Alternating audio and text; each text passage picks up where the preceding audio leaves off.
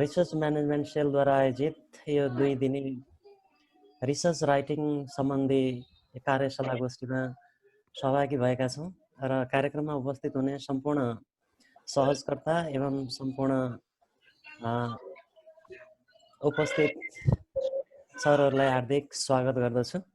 म RMC member Chetnarayan Sapkota सम्पूर्ण अतिथि एवं सहजकर्ता र अतिथिहरूलाई स्वागत गरिदिनु हुनका लागि म डाक्टर विष्णुप्रसाद लम्साल सहायक क्याम्पस प्रमुख सरलाई हार्दिक अनुरोध गर्दछु। छोटोमा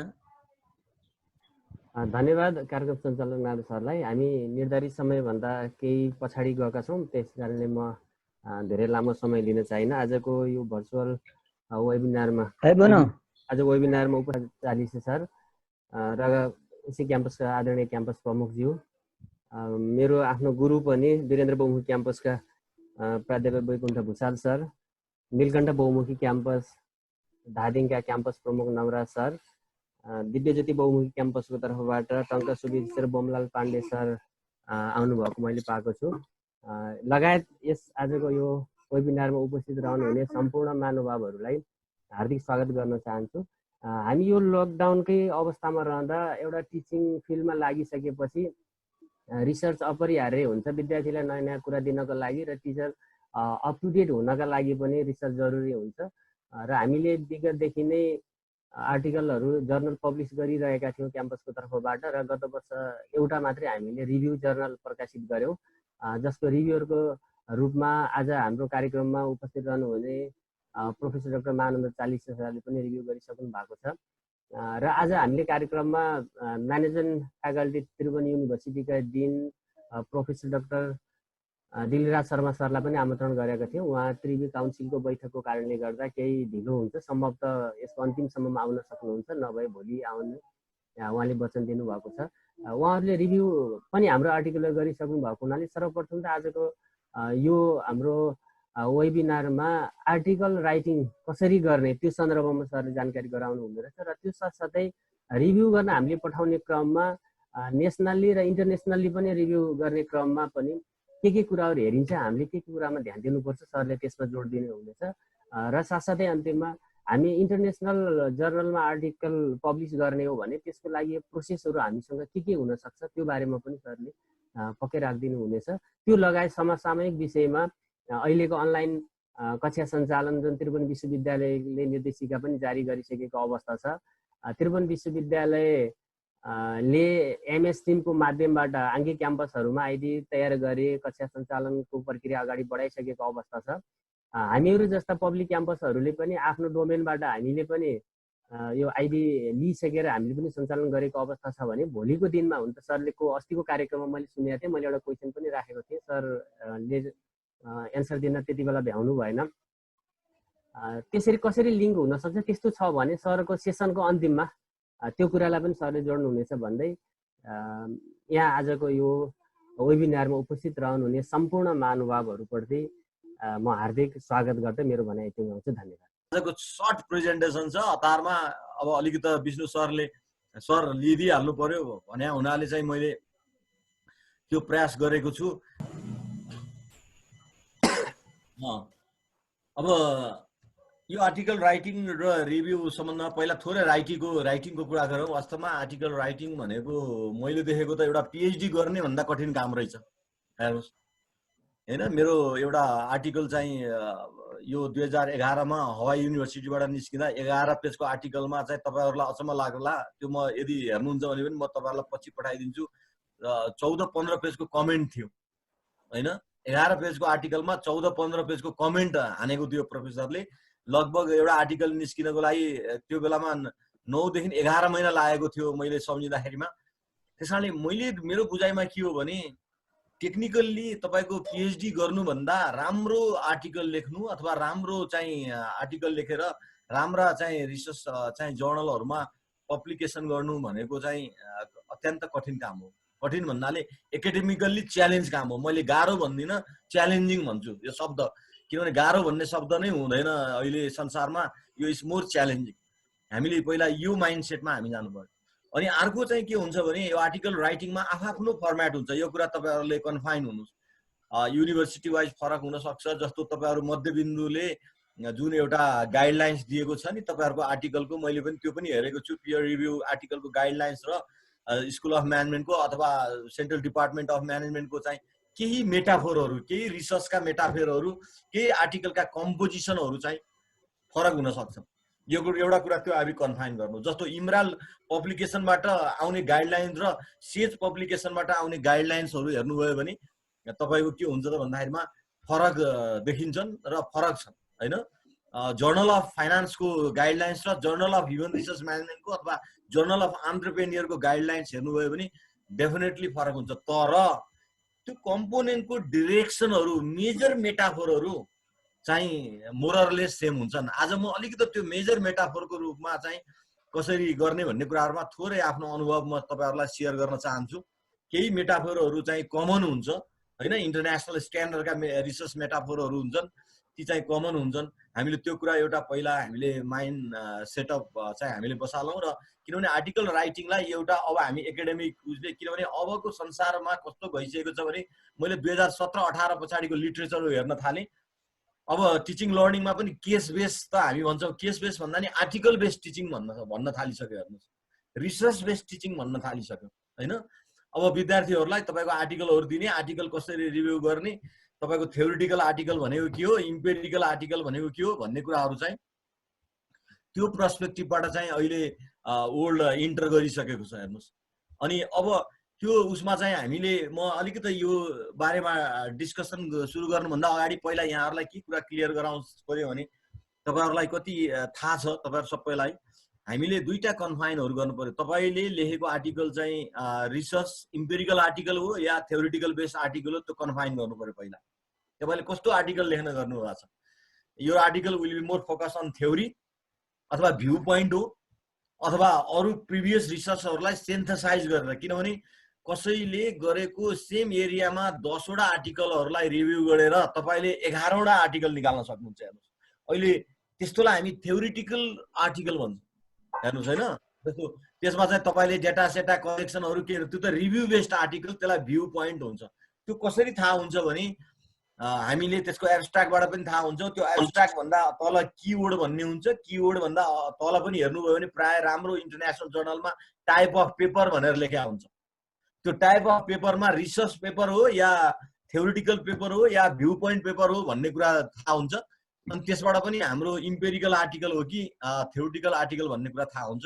त्यसैले पहिला कन्फाइन के गरौँ भने अलिकति सुरुमा म अनुरोध पनि के गर्छु भने यहाँहरुसँग हामी एकैचोटि रिसर्च बेस्ड आर्टिकलहरुमा जान सक्दैनौँ भने कतिपय अवस्थामा अलिकति थ्योरिटिकल आर्टिकलहरु लेख्ने प्रयास पनि गर्नुस्। एकदम हेर्नुस्, थ्योरिटिकल आर्टिकल पनि बडो पावरफुल हुन्छ संसारमा। हेर्नुस्, किनभने पीएचडी त मान्छेले थ्योरिटिकल बेस्ड पीएचडी गर्दै गरिरहेछ यार, कस्तो स्ट्रङ एउटा direction, research avenue, research agenda open गरेर संसारमा गरेका 10-12 वटा त्यही एरियाका पीएचडी का वर्कहरुलाई सिन्थेसाइज गरेर हैन, सिन्थेसाइज गरेर तपाईको के त भन्दाखेरिमा नेक्स्ट पीएचडी निकाल्छ। हेर्नुस्, त्यसलाई हामी थ्योरिटिकल रिसर्च वर्क भन्छौँ। त्यसकारणले मलाई लाग्छ तपाईहरु कन्फाइन हुनुपर्छ र पहिला हामीले केही थ्योरिटिकल पर्सपेक्टिभमा हामीले काम गर्न सक्छौं। थ्योरिटिकल पर्सपेक्टिभमा काम गर्दा तपाईको आर्टिकलको सबभन्दा स्ट्रङ फाउन्डेसन भनेको रिभ्यू र थ्योरिजहरु। रिभ्यू र थ्योरिजलाई सिन्थेसाइज गर्नु र त्यसलाई हामी के भन्छौं भने थ्योराइजेसन प्रोसेस भन्छौं। त्यो तपाईको थ्योराइजेसन प्रोसेस चाहिँ सारै स्ट्रङ हुनु पर्यो। यो कुरा बुझ्नुस्, थ्योरिटिकल आर्टिकलहरुमा चाहिँ हेर्नुस् एकदम तपाईले अनि त्यसपछि फाइनली तपाईको कन्क्लुजन कतातिर हो नि further research avenues, propose research एजेन्डाहरु दिन सक्ने हुनु पर्यो तपाईले हैन। प्रपोज फ्रेमवर्क प्रिस्क्राइब गर्नु पर्यो, प्रपोज्ड भेरिएबल प्रिस्क्राइब गर्नु पर्यो, प्रपोज रिसर्च एभिन्यू भन्छ टेक्निकली, त्यो गर्नु पर्यो। र अब यो सँगसँगै अनि अर्को इम्पेरिकल भनेको के हो भन्दाखेरिमा ठ्याक्कै तपाईहरुले प्राइमेरी डाटा अथवा सेकेन्डरी डाटा मा तपाईहरुले आफै चाहिँ डेटा कलेक्सन गरेर तपाईहरु आफै रिसर्चर बनेर तपाईले कुनै स्टडी गर्नु भएको छ र त्यसलाई एउटा आर्टिकल फर्ममा लानुभयो भने त्यो इम्पेरिकल आर्टिकल भन्छौं हामी, इम्पेरिकल आर्टिकल भन्छौं। हेर्नुस्, भोलि तपाईले पीएचडी गर्नु पर्यो अथवा केही गर्नु पर्यो भने तपाईको रिभ्यू हुन्छ नि, लिटरेचर रिभ्यू। हाम्रो विद्यार्थीहरुलाई पनि हामीले एमबीएस मा थ्योरिटिकल रिभ्यू खै तेरो भन्छौं, हामी इम्पेरिकल रिभ्यू खै भन्छौं। इम्पेरिकल रिभ्यू भनेको रिभ्यू अफ प्रिभियस स्टडिज हैन। थ्योरिटिकल रिभ्यू भनेको त्यो स्टडीको मा रिलेट भएका भेरिएबल्सहरू, त्यसका इस्युजहरूलाई कुन कुन थ्योरीहरूबाट जेनेरेट गर्यो, कुन कुन उसबाट चाहिँ जेनेरेट गर्यो भन्नेलाई चाहिँ हामी के भन्छौँ भन्दाखेरिमा चाहिँ थ्योरिटिकल पर्सपेक्टिभबाट हेर्छौँ। तपाईँले यो कुरा चाहिँ एकदमै क्लियर बुझ्नुहोस्। र अर्को मेरो साथीहरूसँग अनुरोध के हो भने कुनै पनि हामी प्राध्यापकहरूले, हामी नेपालीका प्राध्यापक हौँ, हिस्ट्रीका हौँ, इकोनोमिक्सका हौँ, सोसियल साइन्सका हौँ, नेचुरल साइन्सका हौँ, रिसर्च मेथोडोलोजी भनेको हाम्रो एकाडेमिक सेक्टरमा, इन्टेलेक्चुअल सेक्टरमा एउटा लाइफ ब्लडै हो रिसर्च मेथोडोलोजी भने। हेर्नुहोस्, त्यस कारणले मेरो तपाईँहरूलाई अनुरोध के हो भने तपाईँहरू रिसर्च मेथोडोलोजीमा एउटा सब्स्टेन्सियल अन्डरस्ट्यान्डिङ हुनु पर्यो। खालि रिसर्च मेथोडोलोजी पढाउनेले मात्रै होइन। हेर्नुहोस्, रिसर्च मेथोडोलोजी पढाउनेले मात्रै रिसर्च मेथोडोलोजी जान्नुपर्छ भन्ने होइन। अबको जमानामा के हो भने अब तपाईँहरू जस्ता सामुदायिक क्याम्पसहरू चाहिँ कन्टेन्ट बेस्ड टिचिङबाट रिसर्च बेस्ड टिचिङमा जानुपर्छ। This is the reality. अब कन्टेन्ट बेस्ड टिचिङमा होइन, अब तपाईँहरूले छुट्टै रिसर्च बेस्ड टिचिङमा जानु पर्यो। आफूसित भएका कन्टेन्टहरूलाई नि रिसर्चसँग लिङ्क गर्नु पर्यो होइन। रिसर्च पेपरसँग, थ्योरिटिकल पेपरहरू, इम्पेरिकल पेपरहरूसँग जोइन गरेर तपाईँहरूले पढाउन सक्नु पर्यो। तपाईँहरूले त्यसमा चाहिँ डिस्कसन गराउन सक्नु पर्यो होइन। त्यस कारणले के त भन्दाखेरिमा हामी सबैले एउटा कुरा के बुझौँ भने हामीले अब बोल्दा, हिँड्दा, खाँदा, उड्दा, बहदा, everybody we have to speak the research language. If you don't have understanding of the minimum and substantial amount of the research language, then will not be nowhere. हेर्नुहोस्, हामी एउटा फ्याकल्टिजहरू चाहिँ अलिकति अब रिसर्च बेसमा जानुपर्ने हुन्छ। त्यस कारणले मेरो चिफ सरहरूसँग, मेरो आदरणीय प्राध्यापक साथीहरूसँग मेरो अनुरोध के हो भने let's redefine, let's reinvent and let's revisit ourselves. एउटा काम चाहिँ हेर्नुहोस्, आजैबाट अहिले नैबाट रिसर्च मेथोडोलोजीका मेटाफोरहरू हामीले पढ्न थालौँ। एउटा कुरा बुझौँ। अनि अर्को तपाईँको स्टडी के हुनुपर्छ भने जहिले पनि तपाईँ एउटा कुरामा कन्फाइन के हुनुहोस् भने यसलाई हामीले रिसर्च करेन्ट भन्छौँ। तपाईँको रिसर्च टपिक्सबाट कन्क्लुजनसँगको लिङ्केज हुनुपर्छ। मैले यो जहाँ पनि भन्ने गरेको छु, रिसर्च टपिक्स सुड लिड के त रिसर्च टपिक्सले केलाई लिड गर्छ? केलाई लिड गर्छ? रिसर्च टपिक्सले स्टेटमेन्ट अफ प्रब्लम्सलाई लिड गर्छ। स्टेटमेन्ट अफ प्रब्लमले केलाई लिड गर्छ? रिसर्च क्वेसनलाई लिड गर्छ। रिसर्च क्वेसनले केलाई लिड गर्छ? रिसर्च अब्जेक्टिभ्सलाई लिड गर्छ। रिसर्च अब्जेक्टिभ्सले केलाई लिड गर्छ? मेथोडोलोजीलाई लिड गर्छ। मेथोडोलोजीले केलाई लिड गर्छ भन्दा एनालिसिसलाई लिड गर्छ। एनालिसिसले केलाई लिड गर्छ? फाइन्डिङलाई लिड गर्छ। फाइन्डिङले केलाई लिड गर्छ? डिस्कसनलाई लिड गर्छ। डिस्कसनले केलाई लिड गर्छ? कन्क्लुजनलाई लिड गर्छ। सकियो। त्यो एमफिलको थेसिस होस् या पिएचडी होस् या आर्टिकल होस्, हेर्नु त कति इजी छ। त्यसकारणले यो टपिक्स सुड कन्फाइन टु यो रिसर्चको प्रब्लम। एन्ड फाइनल्ली हेर्नुहोस्, while writing your conclusion part, meaning that you have to give the answer, the issue raised in the research questions and the issue raised in the statement of problem and the issue raised in the research objectives. तपाईँ किन study गर्दै हुनुहुन्छ, research गर्नुहुन्छ भने तपाईँको अब्जेक्टिभ्सको answering गर्नको लागि research गर्नुहुन्छ र तपाईँको कन्क्लुजन चाहिँ त्यो अनुरूपले तपाईँ ड्र गर्नुहुन्छ। त्यसकारणले मैले अब यहाँहरूसँग चाहिँ मेरो एउटा के चाहिँ मेरो निवेदन गरेँ भने मैले अहिले भनेका कुराहरू मैले यहाँ कति सम्झिन सक्यो। हाम्रो विकास नेउपाने भाइ, तपाईँ एकचोटि अनम्युट गरेर भन्नुहोस् त। ल, मैले अहिले केले केलाई लिड गर्छ टपिक्स 2 भनेर एकचोटि सुनाउनुहोस् त प्लिज अनम्युट। ल भन्नुहोस्। Thank you sir. Please note down भडिबल, किनभने केही मैले बोलेका कुराहरूलाई नोट डाउन गर्नु। म बिचमा झ्याप्प तपाईँहरूलाई सोध्ने छु है, सबै साथीहरूको नाम लिएर, प्लिज डोन्ट माइन्ड। त्यस कारणले चाहिँ के त हामीले त्यो कुराहरू अलिकति बुझ्नु पर्यो। इन्ट्रोडक्सन टपिक्सदेखि लिएर हामीले स्टेटमेन्ट अफ प्रब्लम अनि यी कुराहरूसँग लास्टमा कन्क्लुजनसँग हामीले बुझ्नु पर्यो। हेर्नुहोस्, र अनि अर्को कुरा, हामी रिसर्च मेथोडोलोजीमा आजै म एकाउन्ट पढाउने साथी होस् या नेपाली पढाउने साथी होस् या इकोनोमिक्स पढाउने साथी होस् या तपाईँहरू मिनिमम रिसर्च मेथोडोलोजीको अन्डरस्ट्यान्डिङ हुनु पर्यो। मिनिमम रिसर्च मेथोडोलोजीको अन्डरस्ट्यान्डिङ हुँदैन भने यो चाहिँ के भने त्यो खालि छोड्ने काम बाहेक, copy paste, garbage in and garbage out बाहेक हुँदैन। किनभने भोलि यो मेथोडोलोजीका कुराहरू हुन सक्छ, हामीले अहिले त्यहाँ फरक पर्सपेक्टिभमा म पनि डिस्कसन गर्नेछु। जस्तो अब म थोरै एउटा इमराड स्किम भन्ने छ हेर्नुहोस्, एउटा मिनिमम कुराहरूको मात्रै कुरा, योभन्दा कतिपय मैले भने नि मध्यबिन्दुको केही रिसर्चको मेटाफोर योभन्दा बढी होला, अर्काको योभन्दा बढी होला, एक दुईवटा कम होला होइन। तर हामीले त्यो इमराड भन्ने एउटा इन्टरनेसनल जर्नलमा, नेसनल जर्नलहरूमा पनि तपाईँले हेर्नुभयो भने आर्टिकल्समा, मैले यहाँ थेसिसको कुरा उसको कुरा भन्दा नि आर्टिकल्स राइटिङको चाहिँ मेजर मेटाफोर के भन्छ भने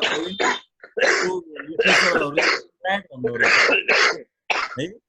अब यसलाई हामीले चाहिँ के त जस्तो हामी इन्ट्रोडक्सनको कुरा गर्छौँ, हामी मेथड्सको कुरा गर्छौँ, रिजल्ट एन्ड डिस्कसन। हेर्नुहोस् त कस्तो कन्फाइन गरेको छ होइन। अब अब अब अब तपाईँले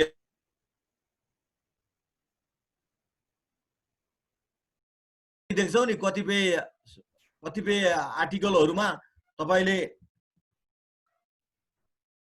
आर्टिकलहरूमा तपाईँले हेर्नुभयो भने अब्जेक्टिभ्स लेख्या हुन्छ, लिटरेचर रिभ्यू लेख्या हुन्छ।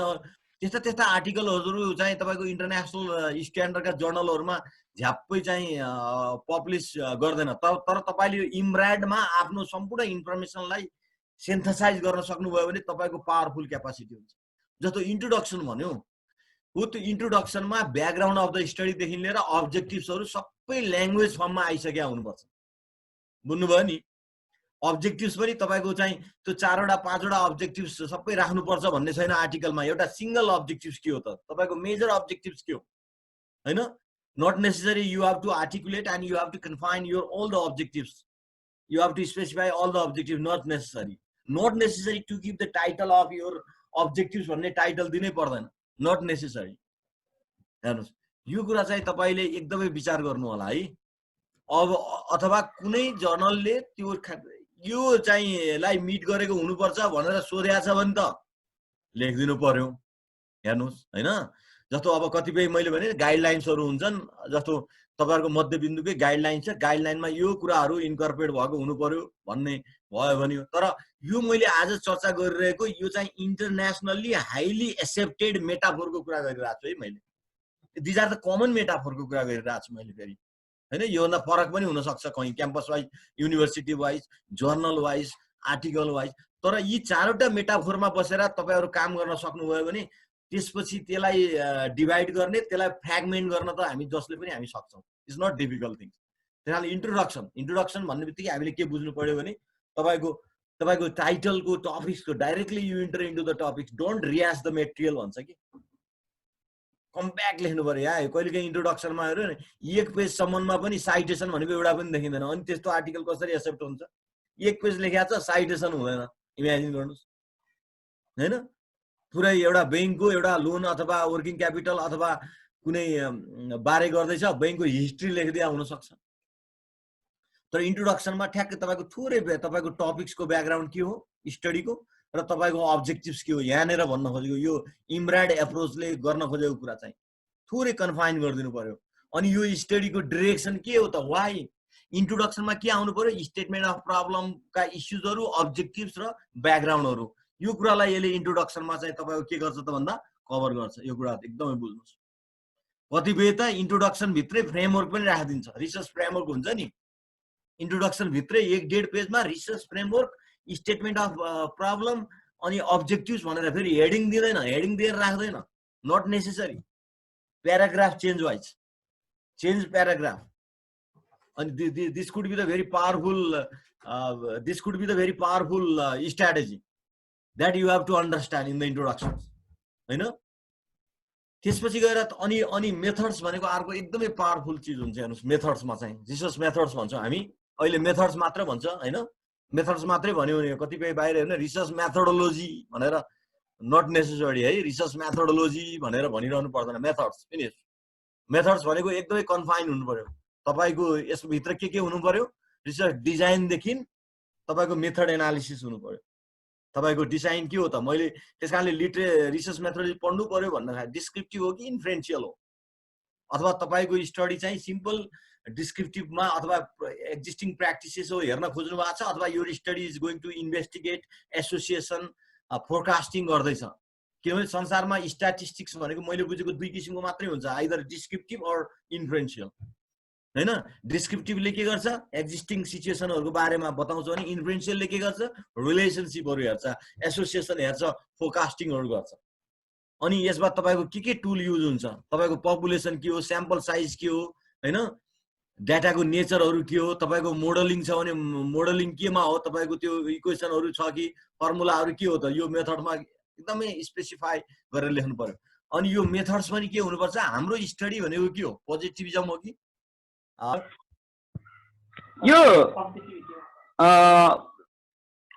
यो वस्तुगतमा आधारितलाई चाहिँ पोजिटिभ भन्ने होला सर, अब्जेक्टिभिटीमा जस्तो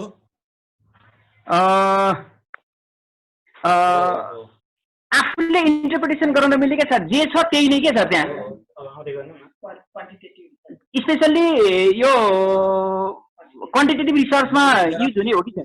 एमबीएस को चाहिँ थेसिसहरु छ नि, नवराजी नीलकण्ठ बहुमुखी क्याम्पसले जति पनि एमबीएस को थेसिस गराउँछ नि, त्यो एमबीएस चाहिँ रिसर्चको फिलोसफिकल प्याराडाइम सिफ्ट भन्छौँ हामी, starting from positivism to interpretivism or critical realism भन्छौँ हामी, हैन। त्यहाँ प्र्याग्मेटिजम दुनियाँ कुराहरू हुन्छ। त्यो हाम्रो एमबीएस को थेसिस चाहिँ मोर देन 99% के हो त, पोजिटिभिजममा हो कि इन्टरप्रेटिजममा हो? पोजिटिभिजममा हो सर। किन? किनकि तिनीहरूले जे छ त्यो त्यही कुरालाई धेरै इन्टरप्रिटेसन नगरिकन त्यसलाई त्यो रियालिटीलाई एक्सप्लेन गरेको हुन्छ सर। ठिक छ, ल, thank you for your observation. अब हामीले यो कुरा अलिकति बुझ्नुपर्ने हुन्छ, त्यसकारणले मैले साथीहरूलाई अलिकति अहिले पनि के भनेको थिएँ भने यो रिसर्चको प्याराडाइम सिफ्ट बुझौँ है, प्लिज रिसर्च मेथोडोलोजी पढौँ। र यो अहिले म्यानेजमेन्टमा हामीले गर्ने म्याक्सिमम रिसर्चहरू नवराजजीले भने जस्तै पोजिटिभिजम हो। पोजिटिभिजम भनेको क्वान्टिटेटिभ बढी हो, पोजिटिभिजम भनेको चाहिँ अब्जेक्टिभ्स हो। अलरेडी भएका रिसर्चहरूलाई हामीले थोरै ग्यापहरू आइडेन्टिफाइड गरेर, जस्तो वर्किङ क्यापिटलदेखि लिएर कस्टमर सेटिस्फ्याक्सन, हामी जे भन्छौँ संसारमा ती रिसर्चहरू भइसकेका छन्। तर अब हामी कहाँ हाम्रो कन्टेस्टमा हामीले ती भएका थ्योरीलाई हामीले के टेस्ट गर्न थालेको, हामीले थ्योरी बिल्ड गर्नु भनेको इन्टरप्रेटिजममा हुन्छ, थ्योरी टेस्ट भनेको चाहिँ के हुन्छ पोजिटिभिजममा हुन्छ।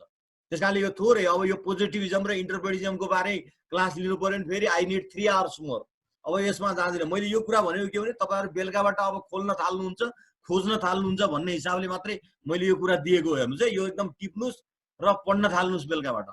त्यसकारणले हामीले मेथोडोलोजीको कुरा गर्दै थियौँ। मेथोडोलोजीमा क्लियर हुनु पर्यो, रिसर्च डिजाइनदेखि डिस्क्रिप्टिभ हो कि एक्सप्लेनेटरी हो कि हैन, अनि तपाईको चाहिँ कस्तो टाइपको एनालिटिकल हो कि कजुअल कम्पेरेटिभ हो कि त्यो तपाईको डेटाको नेचर अनुरूप हैन, अब्जेक्टिभ्स अनुरूप। मैले अघि नै भने नि तपाईको मेथड्स केमा डिपेन्ड्स हुन्छ, अब्जेक्टिभ्समा भर पर्छ, तपाईको रिसर्च प्रब्लममा भर पर्छ, तपाईको रिसर्च क्वेसनमा भर पर्छ।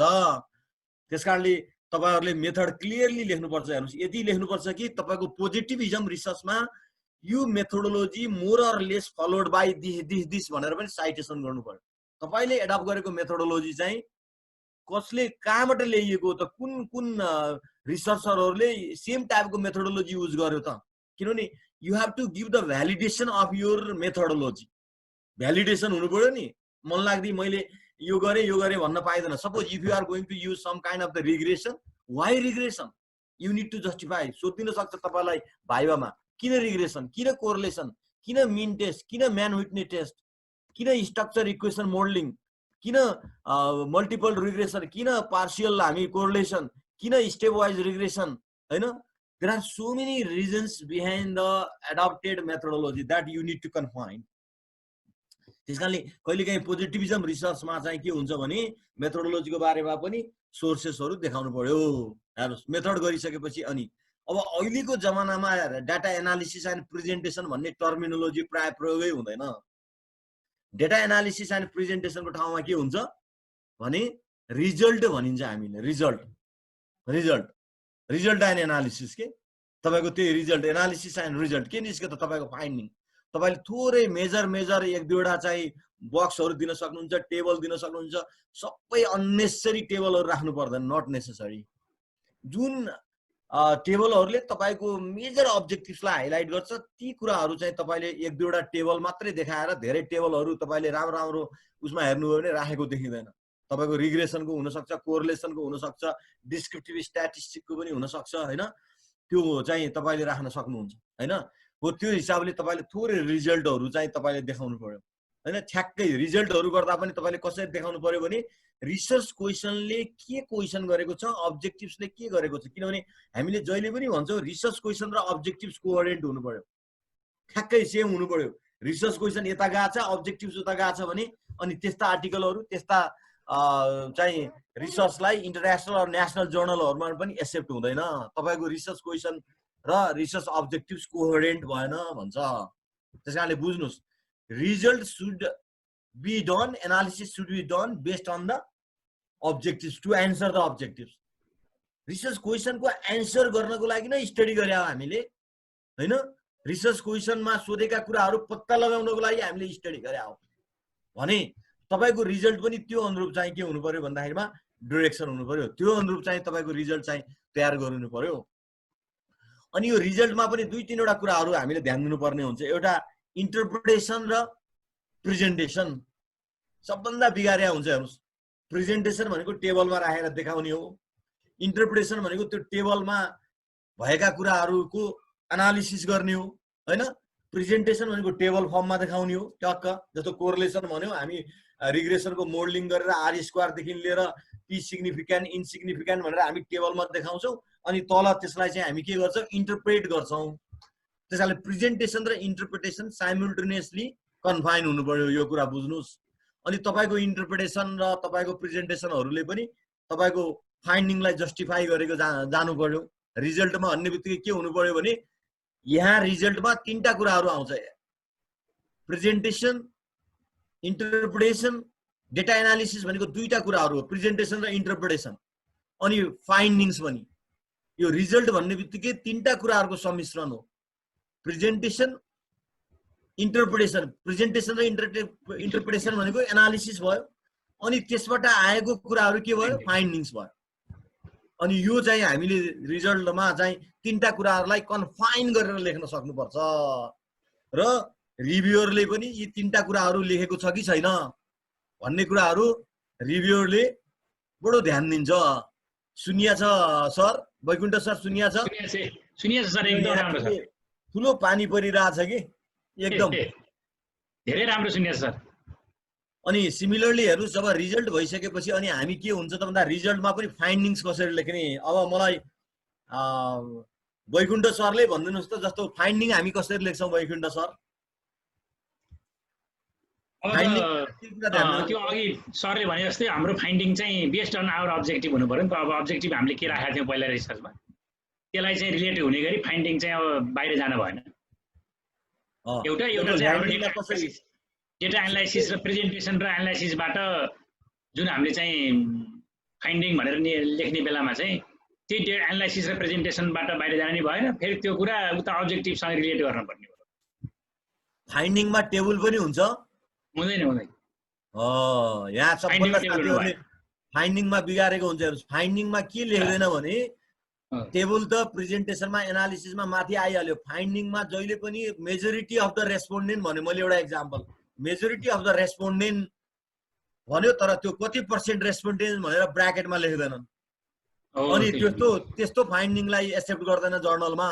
मेजोरिटी अफ द रेस्पोन्डेन्ट ब्राकेटमा 78% हैन लेखिदिनु पर्यो। भनेको मतलब फाइन्डिङ लेख्दा प्रत्येक त्यसको स्ट्याटिस्टिकल भ्यालु अथवा म्याथमेटिकल भ्यालु, न्युमेरिकल भ्यालु चाहिँ ब्राकेटमा लेख्दै जानुपर्छ ल्याङ्ग्वेजसँगै।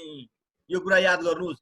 यदि त्यो ब्राकेटमा ल्याङ्ग्वेजसँगै लेखिएको छैन भने तपाईँको आर्टिकल एक्सेप्ट हुँदैन, फाइन्डिङलाई रिराइट भन्छ फेरि। मतलब त्यस रिजल्टबाट आएको कुरो चाहिँ त्यहाँ लेख्न पर्छ। There is a significant relationship between motivation and performance मात्रै भनेर पाइन्छ। देयर इज अ सिग्निफिकेन्ट पाइएन मोटिभेसन एन्ड परफर्मेन्स भनेर पाइन्छ। के परफर्मेन्समा कति पर्सेन्टले चाहिँ केले चाहिँ त्यो रिलेटेड भयो अथवा इम्प्याक्ट पार्यो भन्ने कुरा त हाम्रो रिजल्टले बताउँछ, त्यो ल्याएर राख्नु पर्यो। त्यहाँ रिलेसनशिप हेर्नको लागि हामीले कुन स्ट्याटिस्टिकल टुल युज गर्छौं? इफ हेर्नु पर्यो जस्तो मानौ इन्फ्रेन्शियल हेर्नु पर्यो सर। इन्फ्रेन्शियल स्ट्याटिस्टिक प्रयोग गर्नु पर्यो।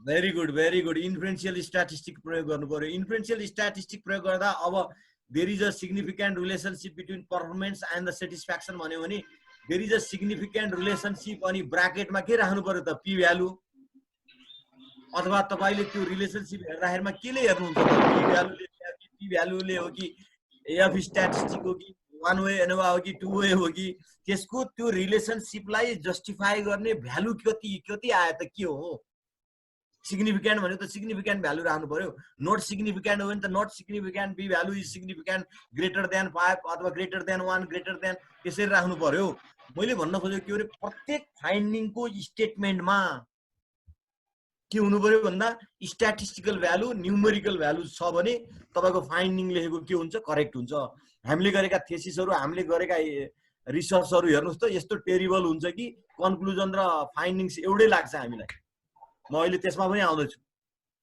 कन्क्लुजन लेख्या हो कि फाइन्डिङ लेख्या हो कि डिस्कसनमा पनि त्यही ल्याङ्ग्वेज छ कन्क्लुजनमा पनि त्यही ल्याङ्ग्वेज छ फाइन्डिङमा पनि त्यही ल्याङ्ग्वेज छ रिजल्टमा पनि त्यही छ अनि कसरी त्यो आर्टिकलहरु चाहिँ एक्सेप्ट हुन्छ त यार सम्भवै छैन त्यसकारणले मेरो तपाईहरुसित चाहिँ एकदमै यो महत्त्वपूर्ण चाहिँ मेरो तपाईहरुसित सजेसन चाहिँ के हो भन्दाखेरिमा हामीले प्लिज यो रिजल्टमा चाहिँ अलिकति ध्यान दिउँ अनि त्यसपछि आयो डिस्कसन हेर्नुस् हैन अब डिस्कसनमा दुई तीनवटा कुराहरु ध्यान दिनु डिस्कसन कन्क्लुजन इम्प्लिकेसन एकै ठाउँमा हाल्दै हुन्छ इन्टरनेशनल जर्नलहरुमा प्राय डिस्कसन भन्दैपछि कतिपयले कन्क्लुजन नभनेको नि हुन्छ डिस्कसनमै कन्क्लुड गर्दै हुन्छ कतिपयले डिस्कसन भनेपछि कन्क्लुजन पनि राख्दै हुन्छ अथवा डिस्कसन मात्रै छ भने हामीले के बुझ्नु पर्यो नि एउटै डिस्कसन भित्र तीन चारवटा कुरा ल्याउनु पर्यो एउटा डिस्कसन एउटा कन्क्लुजन अनि इम्प्लिकेसन तीनटा कुरा हामीले बुझ्नु पर्छ जहिले पनि डिस्कसनमा डिस्कसन कन्क्लुजन र इम्प्लिकेसन हैन त अब डिस्कसन भनेको के हो ल भन्नुस् त डिस्कसन भने के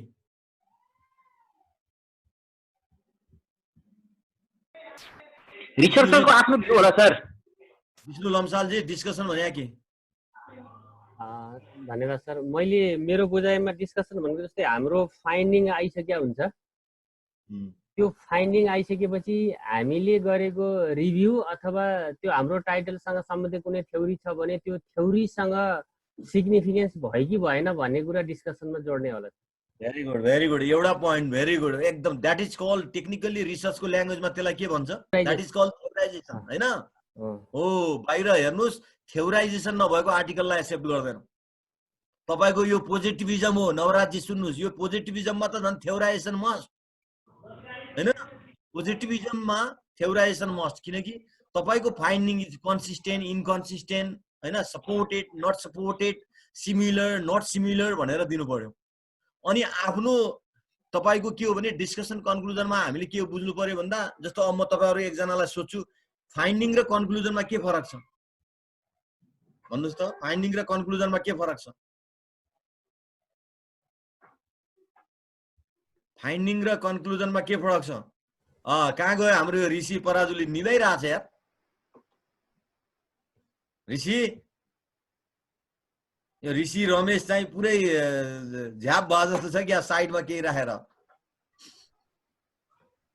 सर नमस्कार नमस्कार ऋषि हजुर सर म रमेश हो सर नमस्कार नमस्कार यो फाइन्डिङ र नमस्कार अहिले भइसक्यो त्यो फाइन्डिङ र कन्क्लुजनको चाहिँ डिफरेन्स के ल भन त gist of the finding is called conclusion के gist of the finding is called conclusion अब कस्तो जिस्ट हो यार त्यो जिस्ट भने रमेश कहाँ गयो रमेश अघि मेजोरिटी अफ द भन्नुभयो नि हजुरले जस्तो पर्सेन्टेज चाहिँ हामी फाइन्डिङमा चाहिँ अब यति पर्सेन्ट यस्तो भयो भनेर बीचमा स्ट्याटिस्टिकल भ्यालु पनि राखियो ब्राकेटमा भने कन्क्लुजनमा डिस्कसनमा स्ट्याटिस्टिकल भ्यालुहरु राख्न पाइन्छ कि पाइँदैन पाइदैन भेरी गुड कन्क्लुजनको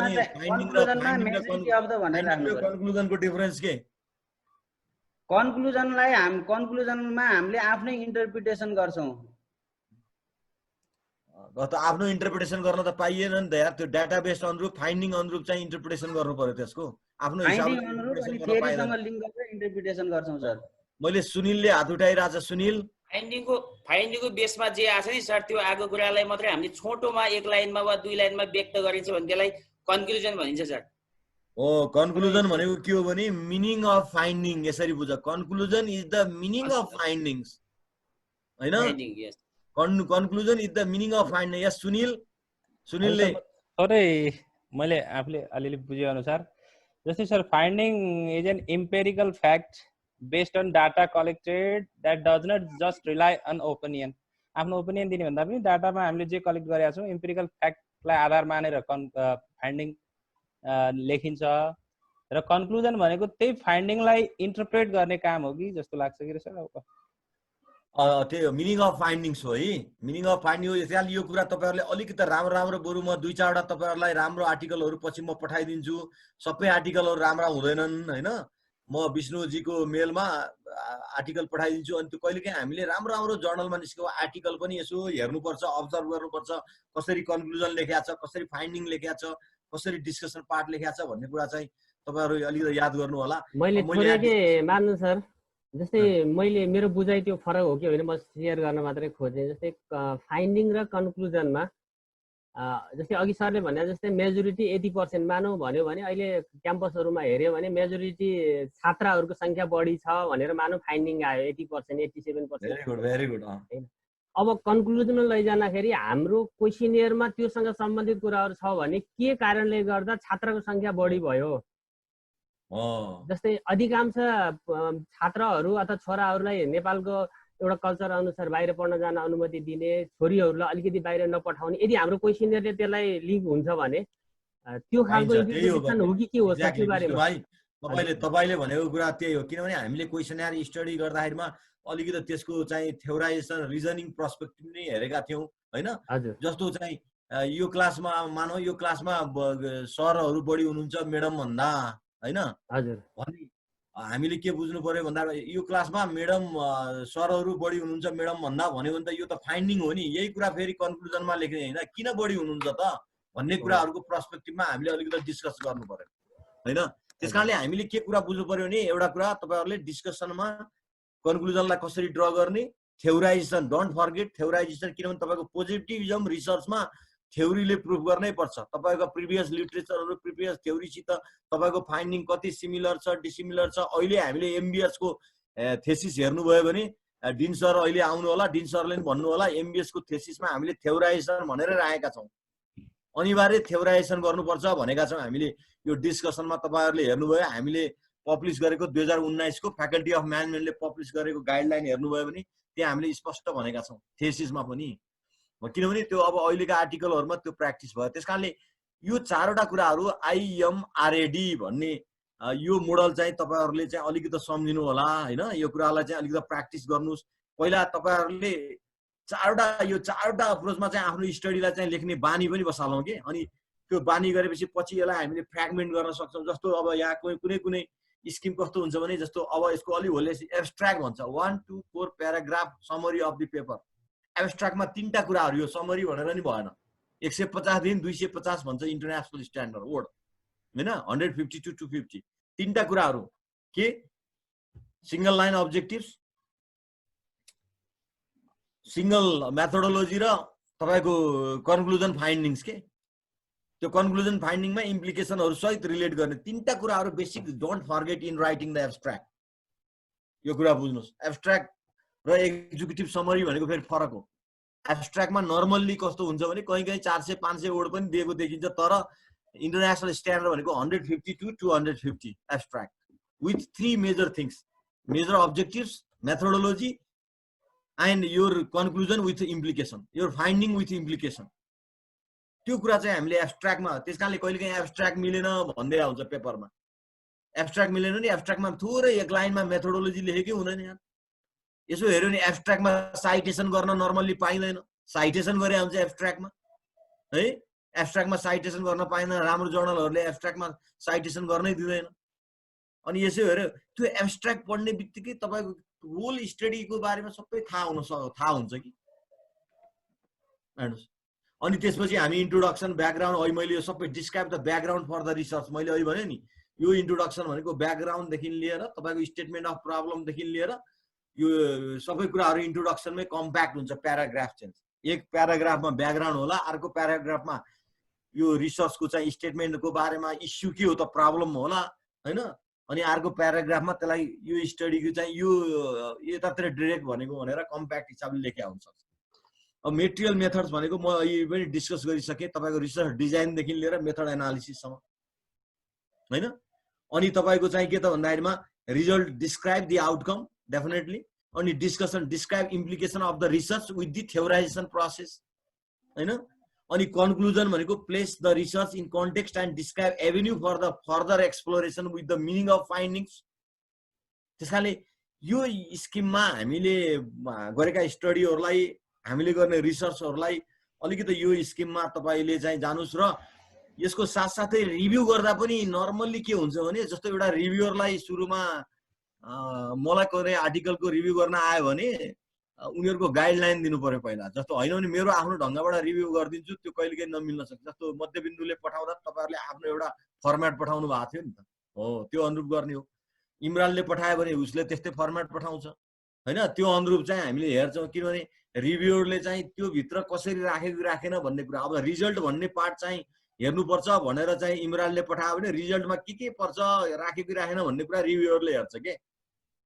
मेथड भन्ने कुरा चाहिँ इमरानले आफ्नो गाइडलाइनमा हालेको छ भने त्यो मेथडभित्र के पर्छ, मेथड पुरै कभर गरेन भनेर रिभ्युअरले हेर्छ। हेर्नुहोस्, एब्स्ट्र्याक्ट भन्ने कुरा चाहिँ गाइडलाइनमा हालेको छ भने इन्टरनेसनल जर्नलको त्यो एब्स्ट्र्याक्टभित्र चाहिँ मैले अहिले भने 3-4वटा कुराहरू हुनुपर्छ भन्ने कुरा चाहिँ त्यो रिभ्युअरले हेर्छ। रिभ्युअरलाई रिभ्यू गर्न सँगसँगै एउटा फर्मेटिङ गाइडलाइन्स पठाइदिनुपर्छ। अनि त्यो गाइडलाइन्सको आधारले रिभ्युअरले रिभ्यू गर्ने हो। होइन भने मैले मेरो गाइडलाइनले गरिदिएँ भने त त्यो त बिग्रिन्छ। तपाईँको अर्कै गाइडलाइन्स हुन्छ, तपाईँको अर्कै चाहिँ त्यसको कम्पोनेन्टहरू हुन्छन्, अर्कै स्ट्रक्चरहरू हुन्छन् होइन। जस्तो अब रिभ्युअरले के गर्छ, डिस्कसनमा थ्योराइजेसन गरेका छैन भने रिभ्युअरले अलि काटिदिन्छ, हो थ्योराइजेसनै रहेनछ भनिदिन्छ। त्यसैले यो थ्योराइजेसन भनिदिन्छ, रिराइट डिस्कसन पार्ट भनिदिन्छ, रिराइट कन्क्लुजन पार्ट भनिदिन्छ। Thank you. अनि अलिकति केही यसका तपाईँको चाहिँ इथिकल इस्युजहरू हामीले पब्लिकेसन गर्दाखेरिमा तपाईँले एकदम याद गर्नुपर्ने हुन्छ। स्टाइल तथा ल्याङ्ग्वेजका कुराहरू, प्लेगिजमका कुराहरू, कपी पेस्टका कुराहरू होइन, कसैलाई एक्नोलेज गरे नगरे कुराहरू, यी सबै धेरै कुराहरू पर्छन् कि यसका चाहिँ तपाईँले युनिभर्सिटी वाइज फरक हुनसक्छ।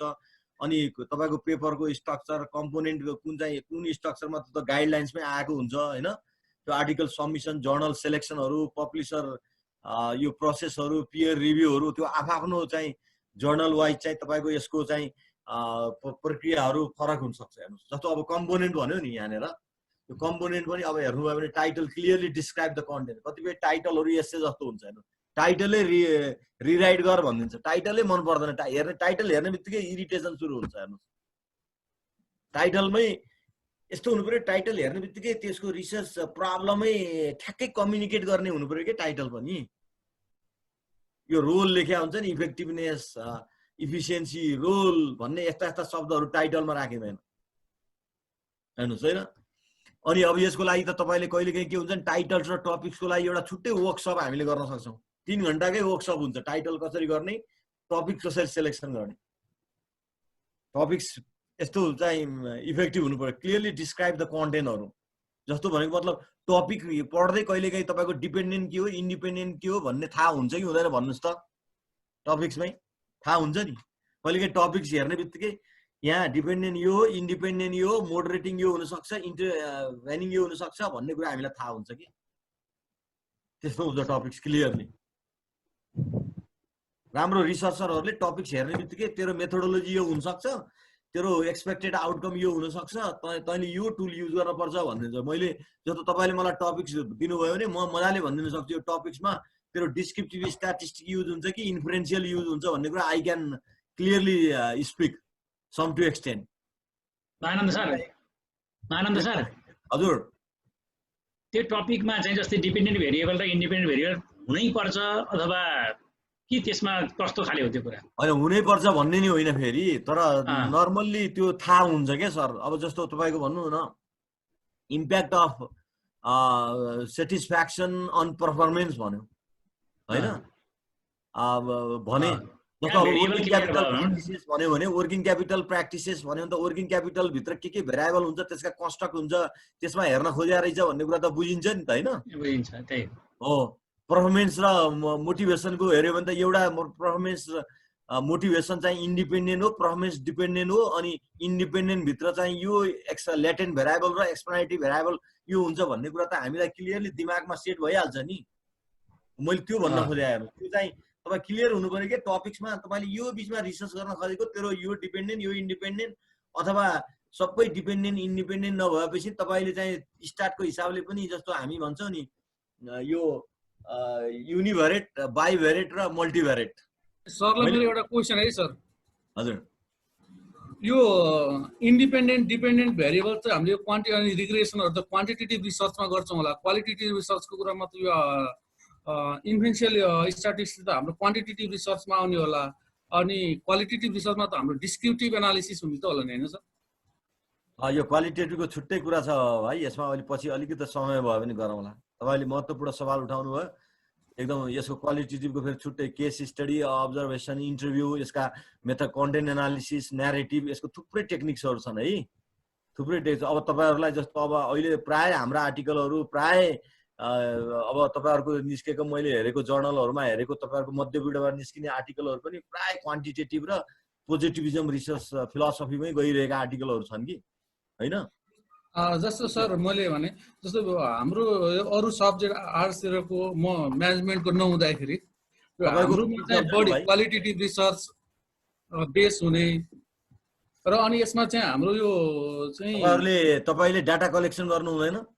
अनि त्यसमा त गरिन्छ कलेक्सन त। कसरी गर्नुहुन्छ डाटा कलेक्सन, कसरी गर्नुहुन्छ? त्यसमा त हामीले पहिला के गरिन्छ भने अब प्राइमरी डाटा र सेकेन्डरी गर्ने म तपाईलाई टेक्निकली सोधेँ हैन, के टुल युज गर्नुहुन्छ डाटा कलेक्सन गर्न? के टुल युज गर्नु भएको छ? डाटा कलेक्सन गर्नको लागि एउटा क्वेसनयर पनि हुन सक्ने भयो, इन्टरभ्यु। अब क्वेसनयर गर्नुहुन्छ भने क्वेसनयर कस्तो, स्ट्रक्चर अनस्ट्रक्चर, ओपन इन्डेड कस्तो?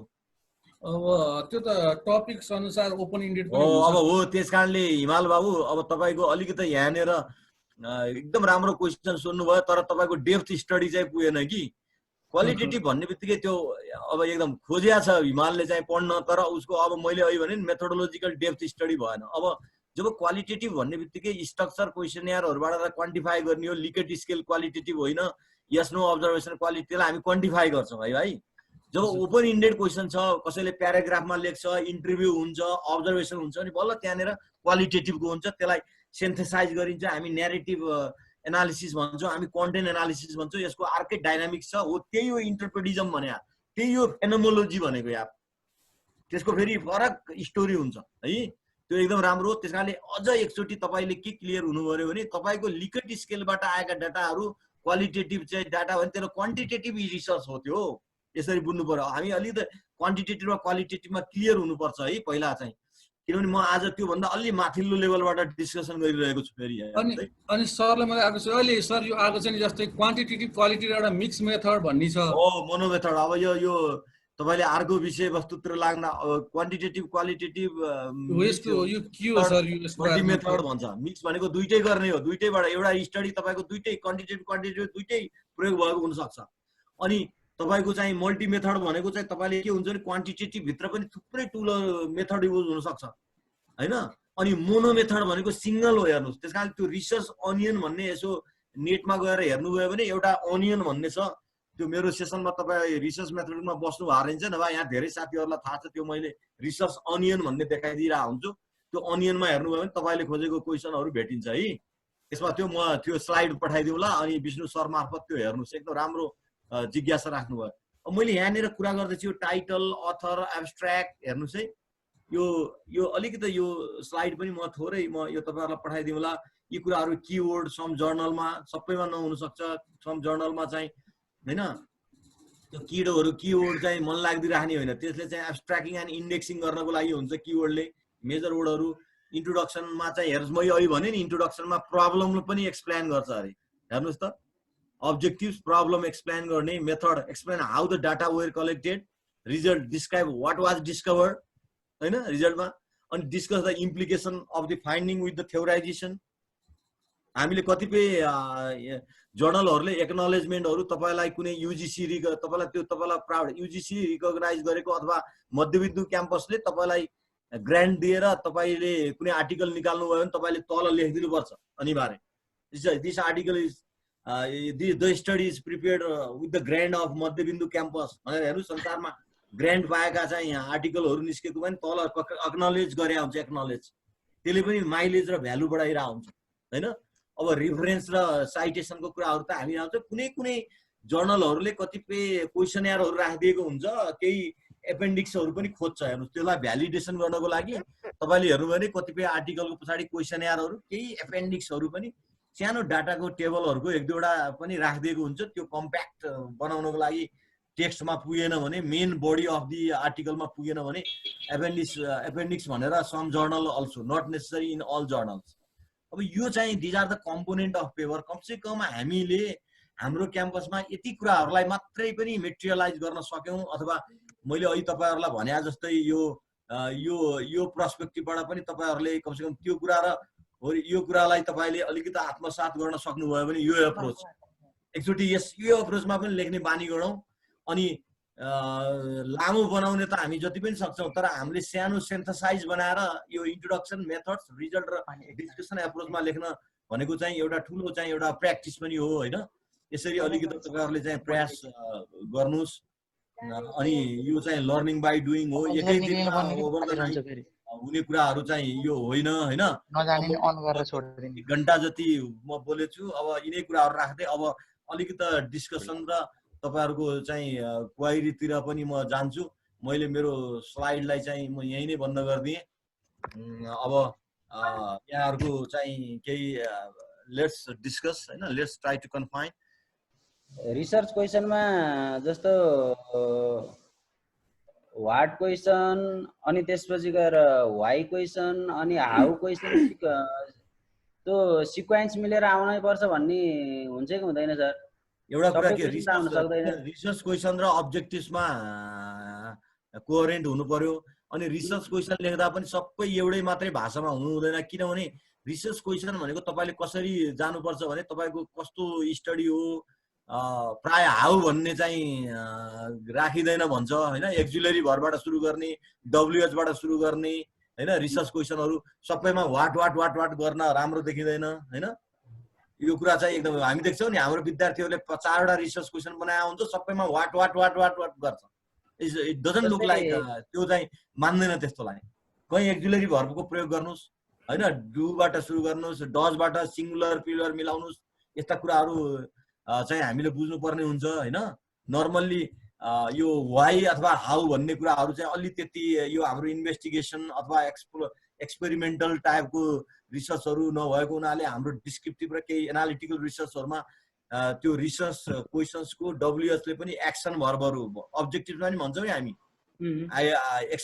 टु डिटरमाइन राख्ने कि टु एनालाइज राख्ने कि टु आइडेन्टिफाई गर्ने कि अथवा टु नो टु स्टडी भन्ने कुराहरु राख्दै नराख्नुस् हुँदैन हैन भनेपछि इन्टरभेन्सन राख्ने अनि त्यो एक्सन भर्बले मेथोडोलोजीहरु कस्तो युज गर्ने भन्ने कुराहरु निर्धारण गर्छ सर यो इन्टरभेन्सन नहुने भएपछि यो हाउ क्वेशनहरु नराख्ने हैन सर नर्मली त्यही कुराहरु भन्छ थ्यांक यू सर रमेश यो एनालाइसिसमा के सर अब इम्पोर्टेन्ट टेबललाई मात्र देखाइदिए हुन्छ भन्ने कुरामा सर जति पनि टेबल हामीले बनाइन्छ त्यो बनाएको बाँकी टेबललाई यतापट्टि पछाडी इन्डेक्समा लगाएर हाल्दै हुन्छ सर त्यो अब तल एपेन्डिक्समा भन न एपेन्डिक्समा लगेर हुन्छ तर अब कतिपय ठाउँमा एपेन्डिक्समा राख्दा मान्दैन लामो हुन्छ हैन त्यो चाहिँ त्यसले गर्दाखेरिमा तपाईले त्यसलाई सकभर एक्सक्युज नै भनेको मतलब एकदम कम्प्याक्ट नै गराउने हो हैन अब मेन अब्जेक्टिभ्स को टेबलहरु जस्तो 4-5 वटा अब्जेक्टिभ्स छन् स्पेसिफिक तर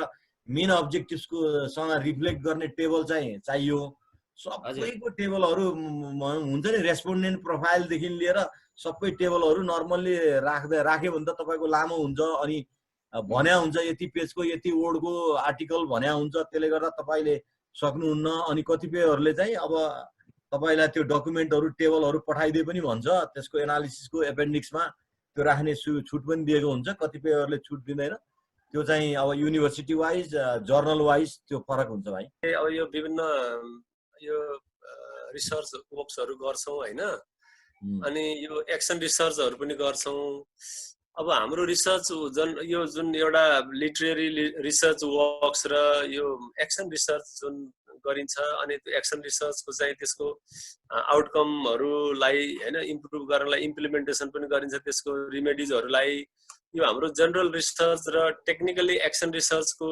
चाहिँ यो डिफरेन्स चाहिँ के हुन्छ सर एकदम राम्रो क्वेसन सोध्नुभयो वास्तवमा हामीले अहिले एकाडेमिक रिसर्चको कुरा गरिरहेछौँ जस्तो अहिले तपाईँले थप्नु है एउटा है मलाई कस्तो लाग्छ भने अब हामीले थुप्रै रिसर्च आर्टिकलहरू लेखेका छौँ हैन अब थुप्रै आर्टिकलहरू पब्लिस गरेका छौँ but what is the implementation of those all hard works के जति पनि हार्ड वर्क्सहरू हामीले गरेका छौँ अनि त्यसको इम्प्लिमेन्टेसन के हो त व्हाट ब्रिङ मैले तीर्थ सर मैले एकदम राम्रो बुझेँ सरको कुरो म अब सर्टली राख्छु सर मैले बुझेँ सरको कुरो हामीको एउटा कुरा यो नीति एउटा चाहिँ हामी कहाँको समस्या के हो भने बाहिरतिरको चाहिँ गरेका पिएचडी होस् अथवा कतिपय होस् के हो भने डिसिमिनेसन हुन्छ प्र्याक्टिसनरहरूसँग सोसाइटीसँग त्यसका कन्सर्न स्टेक होल्डरहरूसँग डिसिमिनेसन हुन्छ हामी कहाँ हामीले गरेका स्टडीहरू खालि लाइब्रेरीमा मात्रै थन्किन्छन् त्यो हाम्रो एउटा समस्या छ र यसलाई बिस्तारै जस्तो इन्डस्ट्री एकाडेमिया डाइलेक्ट तपाईँहरूले अब गर्न सकिन्छ जस्तो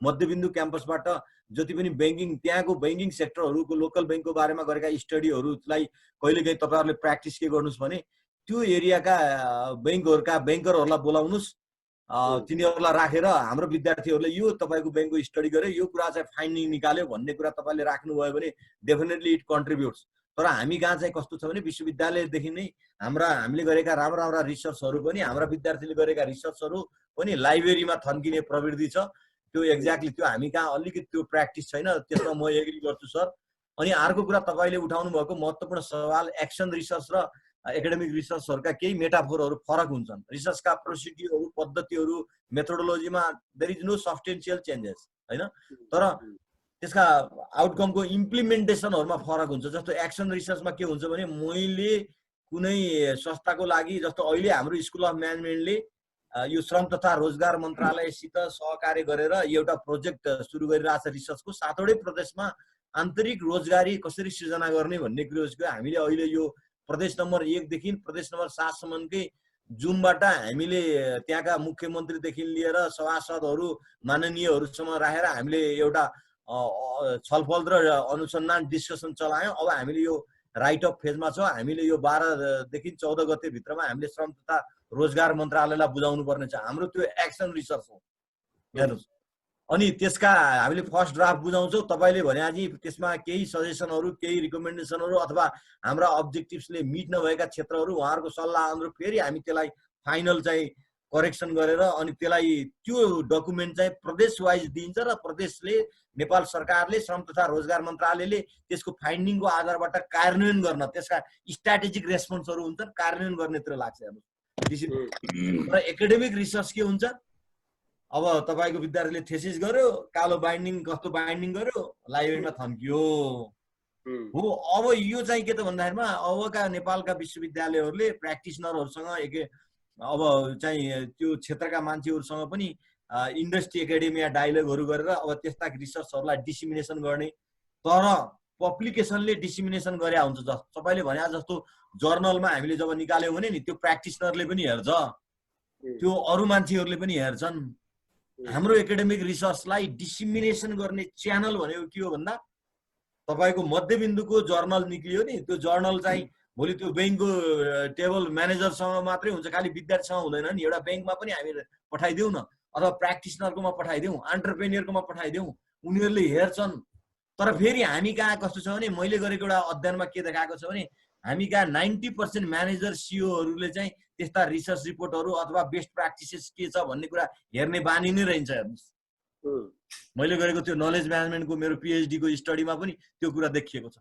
हो तर त्यो कुरा हामीले अब सबै सेक्टरमा इम्पावरिङ गर्न जरुरी छ तपाईले भने जस्तो कुरा हामी कहाँ एकदमै सब्स्टेन्शियल ल्याकिङ छ सर एकदम राम्रो विषयवस्तु हो त्यतातिर अब हामीले क्याम्पसले विश्वविद्यालयले सोच्नुपर्छ अब विश्वविद्यालयले नेपालका अहिले बजेटहरुमा नि आइरहेछ कि जस्तो सरकारका अनुसन्धानहरू ती चाहिँ एक्सन रिसर्चहरू सबै विश्वविद्यालय मार्फत गर्नुपर्छ जस्तो हामी कहाँ 4वटा रिसर्च सेन्टरहरू छन् ती रिसर्च सेन्टरको काम त एकाडेमिक होइन एक्सन रिसर्चहरू गर्ने हो प्लानिङ कमिसनसँग नेपाल गभर्नमेन्टका चाहिँ अंगहरूसँग मिलेर जस्तो सेडा भनौं सेरिड भनौं रिकास्ट भनौं यिनीहरूले त त्यो काम चाहिँ एक्सन रिसर्चहरुमा जानुपर्ने हो र गई पनि गरेका पनि छन् है अब यो कुरा चाहिँ अहिले हामी कहाँ थोरै भए पनि केही सुरुवात चाहिँ भएको छ सर। अब बाहिर जस्तो त्यस्तो सब्स्टेन्सियली चाहिँ देखिन्छ। मैले त्यो थेसिस पनि हेरिरहेको कारणले एउटा कुरा यसो लास्टको अघि प्रसङ्ग त चलाएको थियो, त्यही बेला कुरा राखौँ भनेको साथीहरू बोल्दै हुनुहुन्थ्यो। जस्तो हामीले रिजल्ट र लास्टमा हामीले अहिले समरी भनेर राखेका छौँ भन्नाले हजुरहरूले दिएको फर्मेटमा त्यही समरी भन्ने छ, समरी एन्ड कन्क्लुजन भन्ने।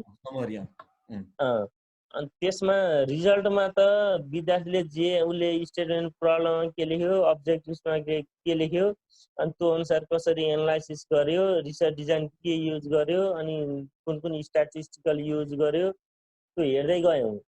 उसले रिजल्ट पनि ल त्यही अनुसारको निकाल्यो, उसले डाटा जुन युज गरेको त्यही अनुसारको रिजल्ट पनि निकाल्यो। अब गएर हामीले अन्तिममा समरी एन्ड कन्क्लुजनमा हामीले त्यसैको समरी त अलिकति त चाहियो नै। अनि कन्क्लुजन भन्नाले त विद्यार्थीले आफ्नो भ्यू दिने होइन नि सर, त्यहाँ अघि अलिकति कन्ट्राडिक्सन भयो जस्तो लाग्यो मलाई। तिमीले आफ्नो यस्तो समरी भनेको पहिला समरी भन्ने बुझौँ। समरी भनेको के हो भने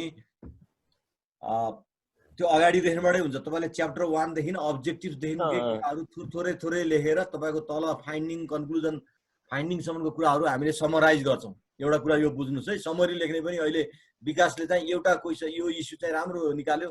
समरी के त?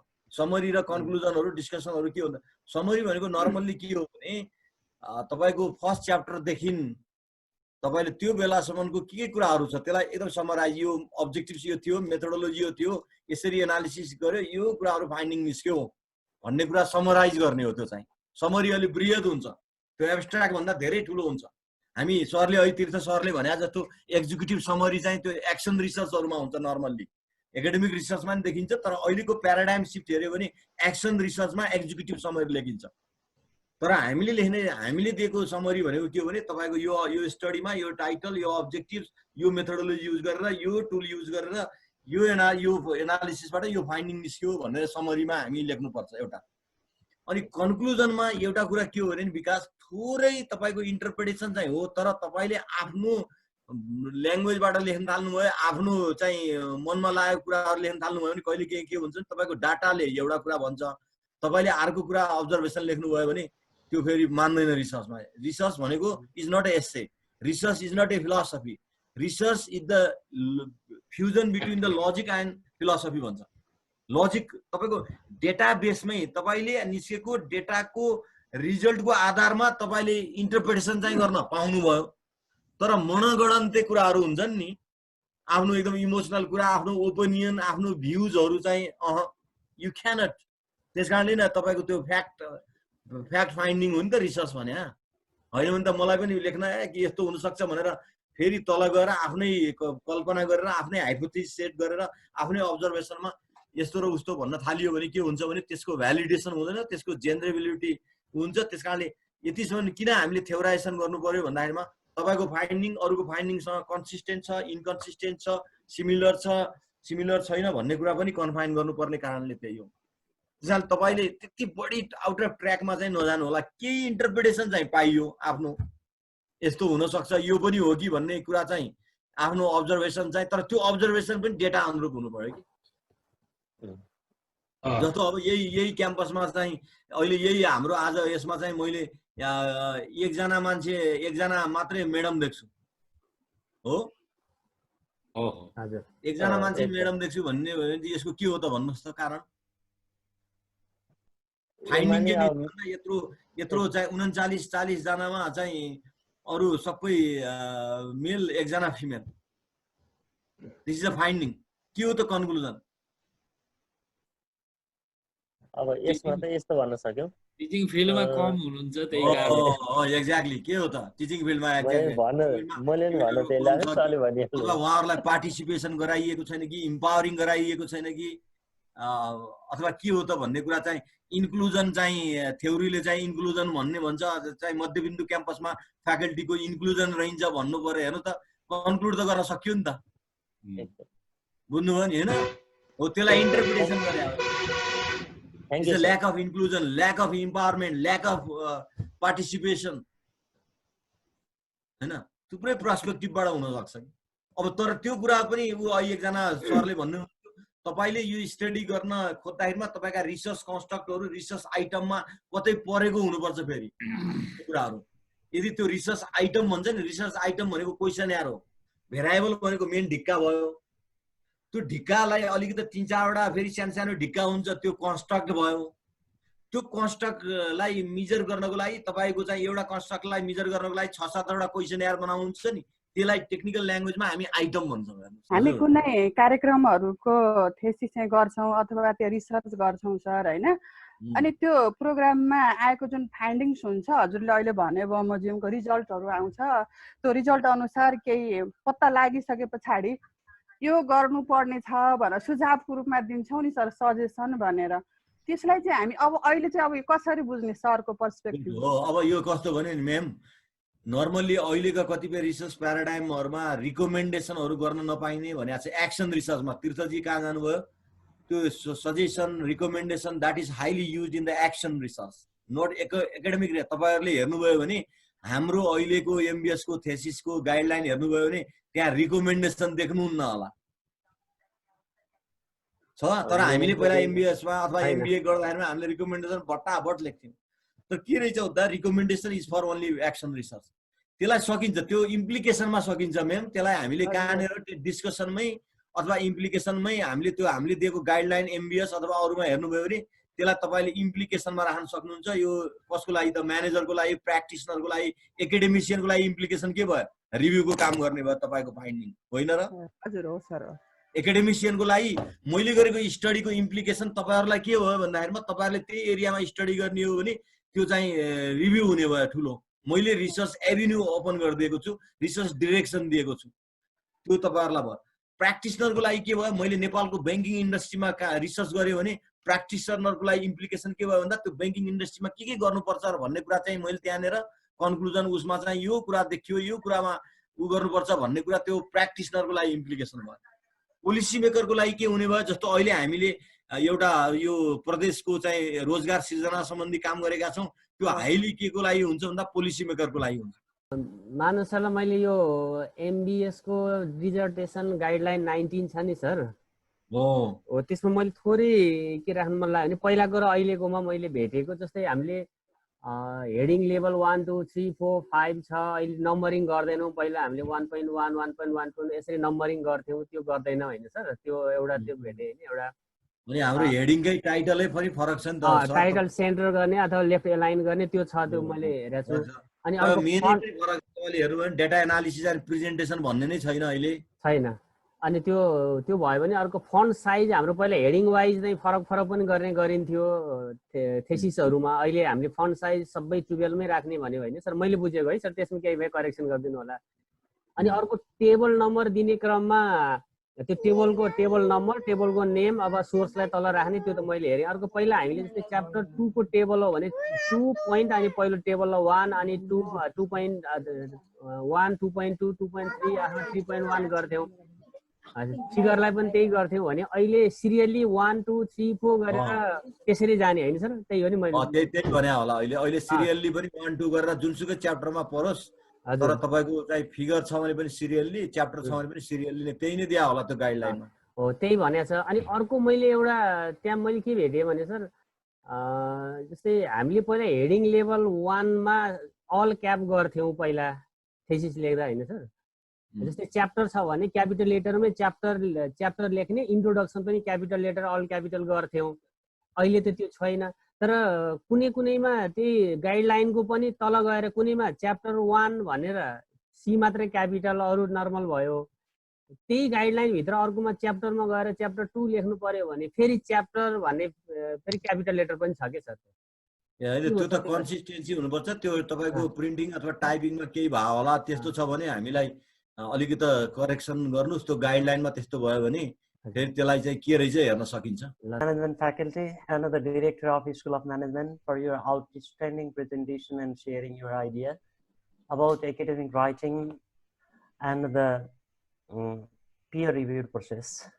We MMC family are very much obliged with your sharing, especially the research management committee, research management cell RMC of MMC is very much grateful with your presentation, and we will send your letter of appreciation through electronic media.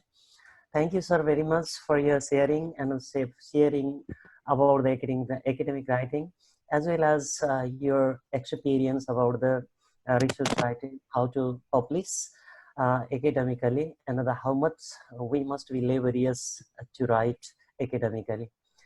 Now, I want to request to express the vote of the thanks to to Campus Pramukh Muktiram Pandey sir, to Mahananda Chalisi sir. Express vote of thanks. धन्यवाद Narayan sir. अब हामीले सरलाई अघि नै स्वागत गरेका छौं। अब डिन सरलाई पनि यही बेलामा स्वागत छ। हामी हजुरकै प्रतीक्षामा थियौं, यो सेसन थोरै डिस्कसन सहित लम्ब्याएका थियौं।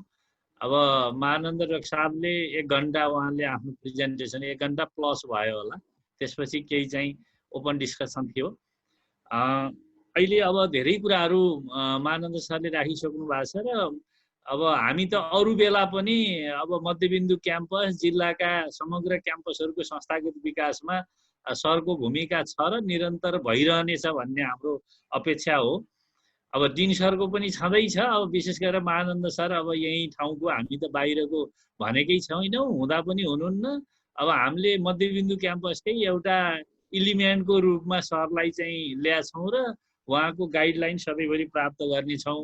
सरले दिएका सुझावहरू अति मननीय छन्। हाम्रा सरहरू अब कस्तो भन्दा 14 वर्ष मध्यबिन्दु स्थापना भएको करिब बित्दैछ।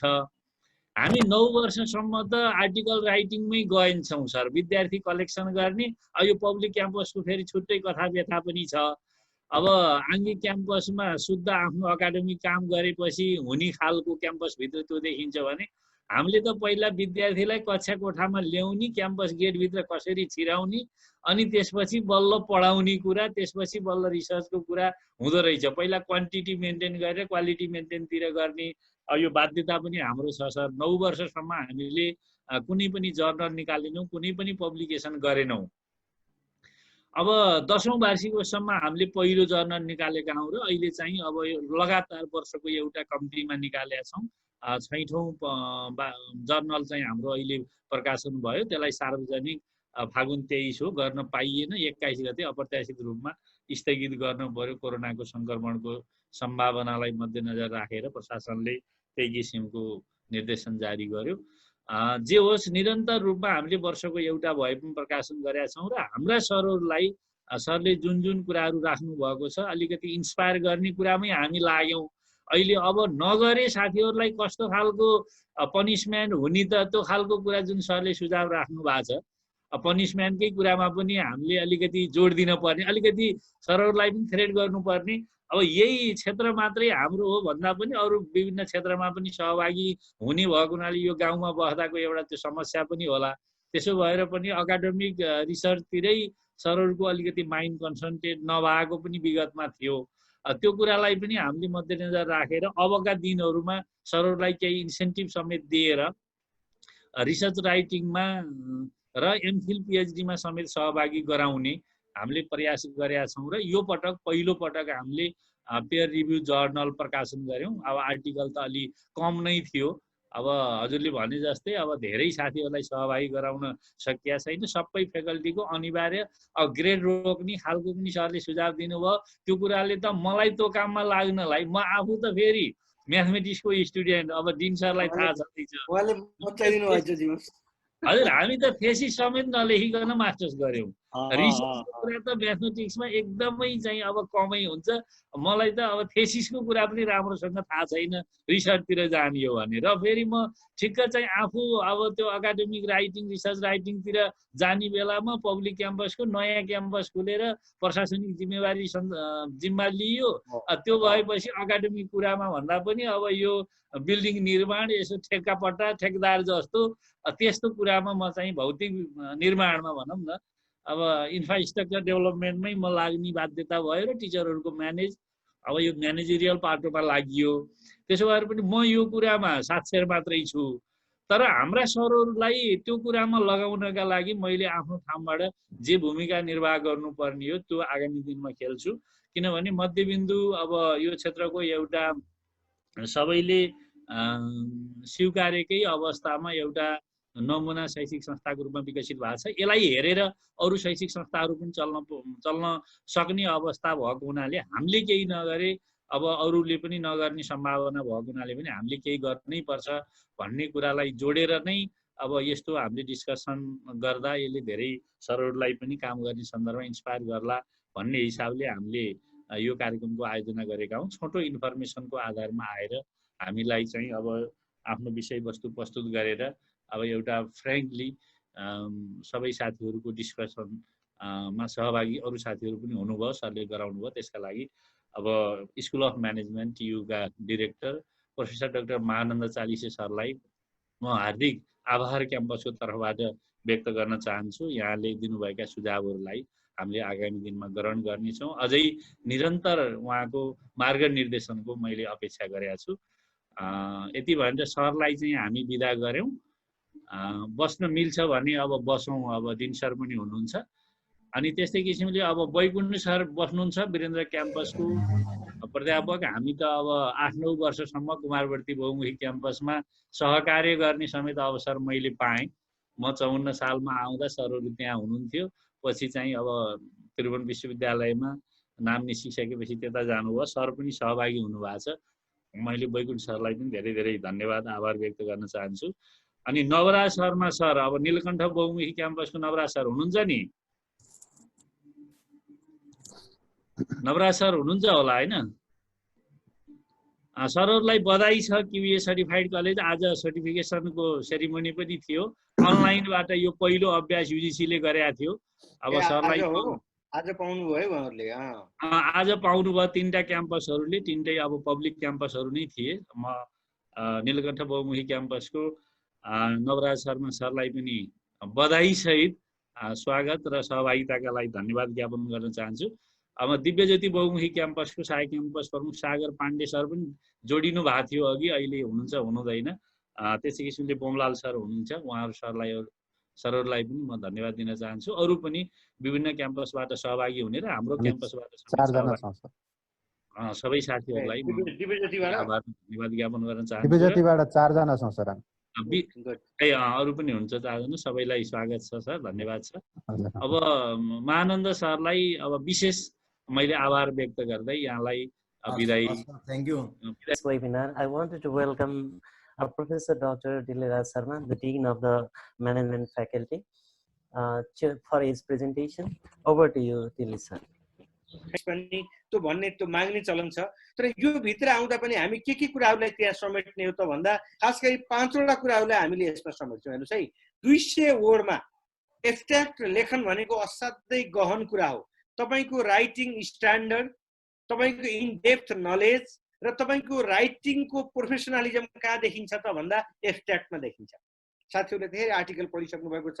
एमफिल गरेको, पीएचडी गरेको साथीहरू यहाँ हुनुहुन्छ। मैले धेरै हाइलाइट गर्नु पर्दैन। ब्याकग्राउन्ड, अब्जेक्टिभ, मेथोडोलोजी, फाइन्डिङ र स्कोप, यो 5वटा कुरालाई एक लाइनमा भए पनि तपाईले राख्न सक्नुभयो भने त्यो तपाईको सबभन्दा स्ट्रङ आर्टिकल हुन्छ।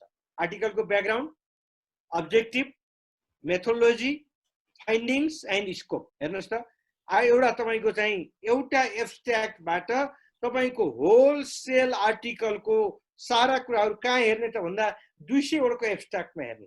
तपाईँ इन्टरनेसनल सेमिनारमा तपाईले पेपर प्रेजेन्ट गर्नु पर्यो भने तपाईको टोटल आर्टिकल माग्दैन, त्यहाँ एब्स्ट्र्याक्ट माग्छ। किन एब्स्ट्र्याक्ट माग्छ त भन्दा तपाईको एब्स्ट्र्याक्टले तपाईको टोटल तपाईले गरेको कामलाई रिफ्लेक्सन गरेको हुन्छ। त्यही भएर तपाईको एब्स्ट्र्याक्ट राख्दाखेरि तपाईले टोटल तपाईले चाहिँ 50 पेजको, 60 पेजको वा 40 पेजको वा 30 पेजको कति पेजको आर्टिकल तयार गर्नुभएको छ, त्यो आर्टिकललाई तपाईले 200, 250 वा 300 वर्डमा तपाईले एकोमोडेट गरेर चाहिँ रिफ्लेक्सन गर्न सक्ने हुनुपर्छ। त्यो रिफ्लेक्टिभ क्यापासिटी तपाईको एब्स्ट्र्याक्टमा रहनुपर्छ। यो कुरा सबभन्दा बढी ध्यान दिनुपर्ने हुन्छ तपाईले। मैले 5वटा कुरा छुटाउनुस् भने।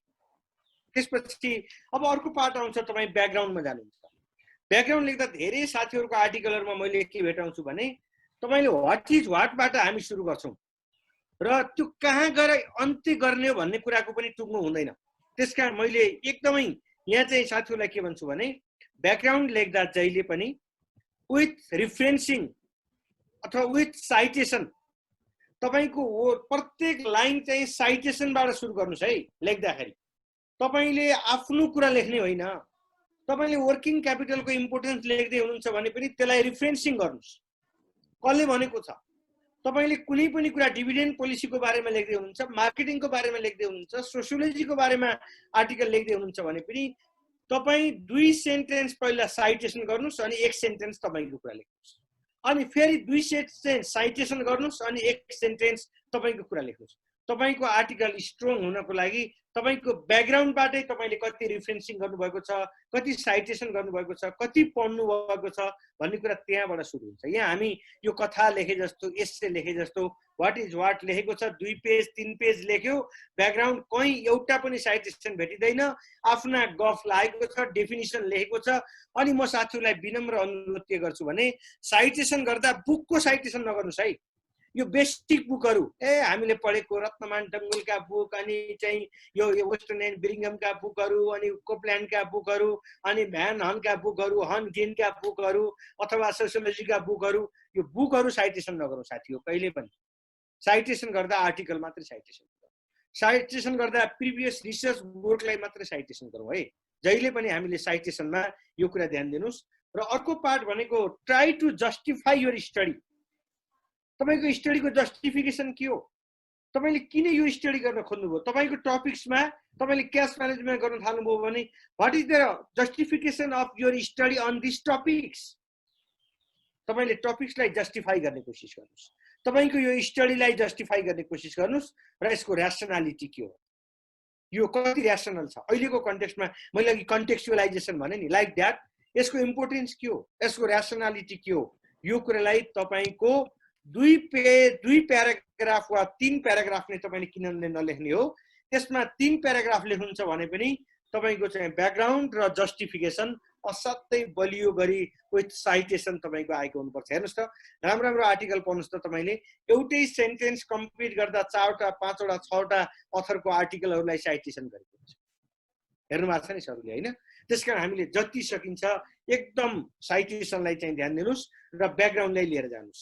र ब्याकग्राउन्ड लिएर जाँदा अब कतिले चाहिँ अब्जेक्टिभ छुट्टै लेख्ने गरेको हुन्छ, कसैले त्यही अब्जेक्टिभ पनि राख्छ, कसैले त्यही रिसर्च क्वेसन्सहरू रेज गरेको हुन्छ, कसैले छुट्टै रिसर्च क्वेसन्सहरू रेज गर्छ हैन। तपाईले अब यसमा चाहिँ रिसर्च क्वेसन्सहरू अब तपाईले त्यही कन्टिन्युअसली ब्याकग्राउन्ड लेख्दै गएर रिसर्च क्वेसन्सहरू रेज गरेर त्यही अब्जेक्टिभ पनि लेख्ने गरेको पाइन्छ।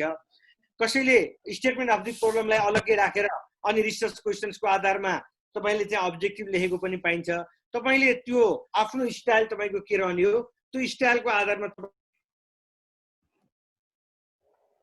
तपाईले आफ्नो स्टाइल अनुसार गर्न सक्नुहुन्छ, के स्टाइलमा जाने हो यो कुरालाई चाहिँ ध्यान दिनु होला। तर साथीहरु पहिले पनि थेसिसमा पनि यो कुराहरु हेरिसक्नु भएको छ।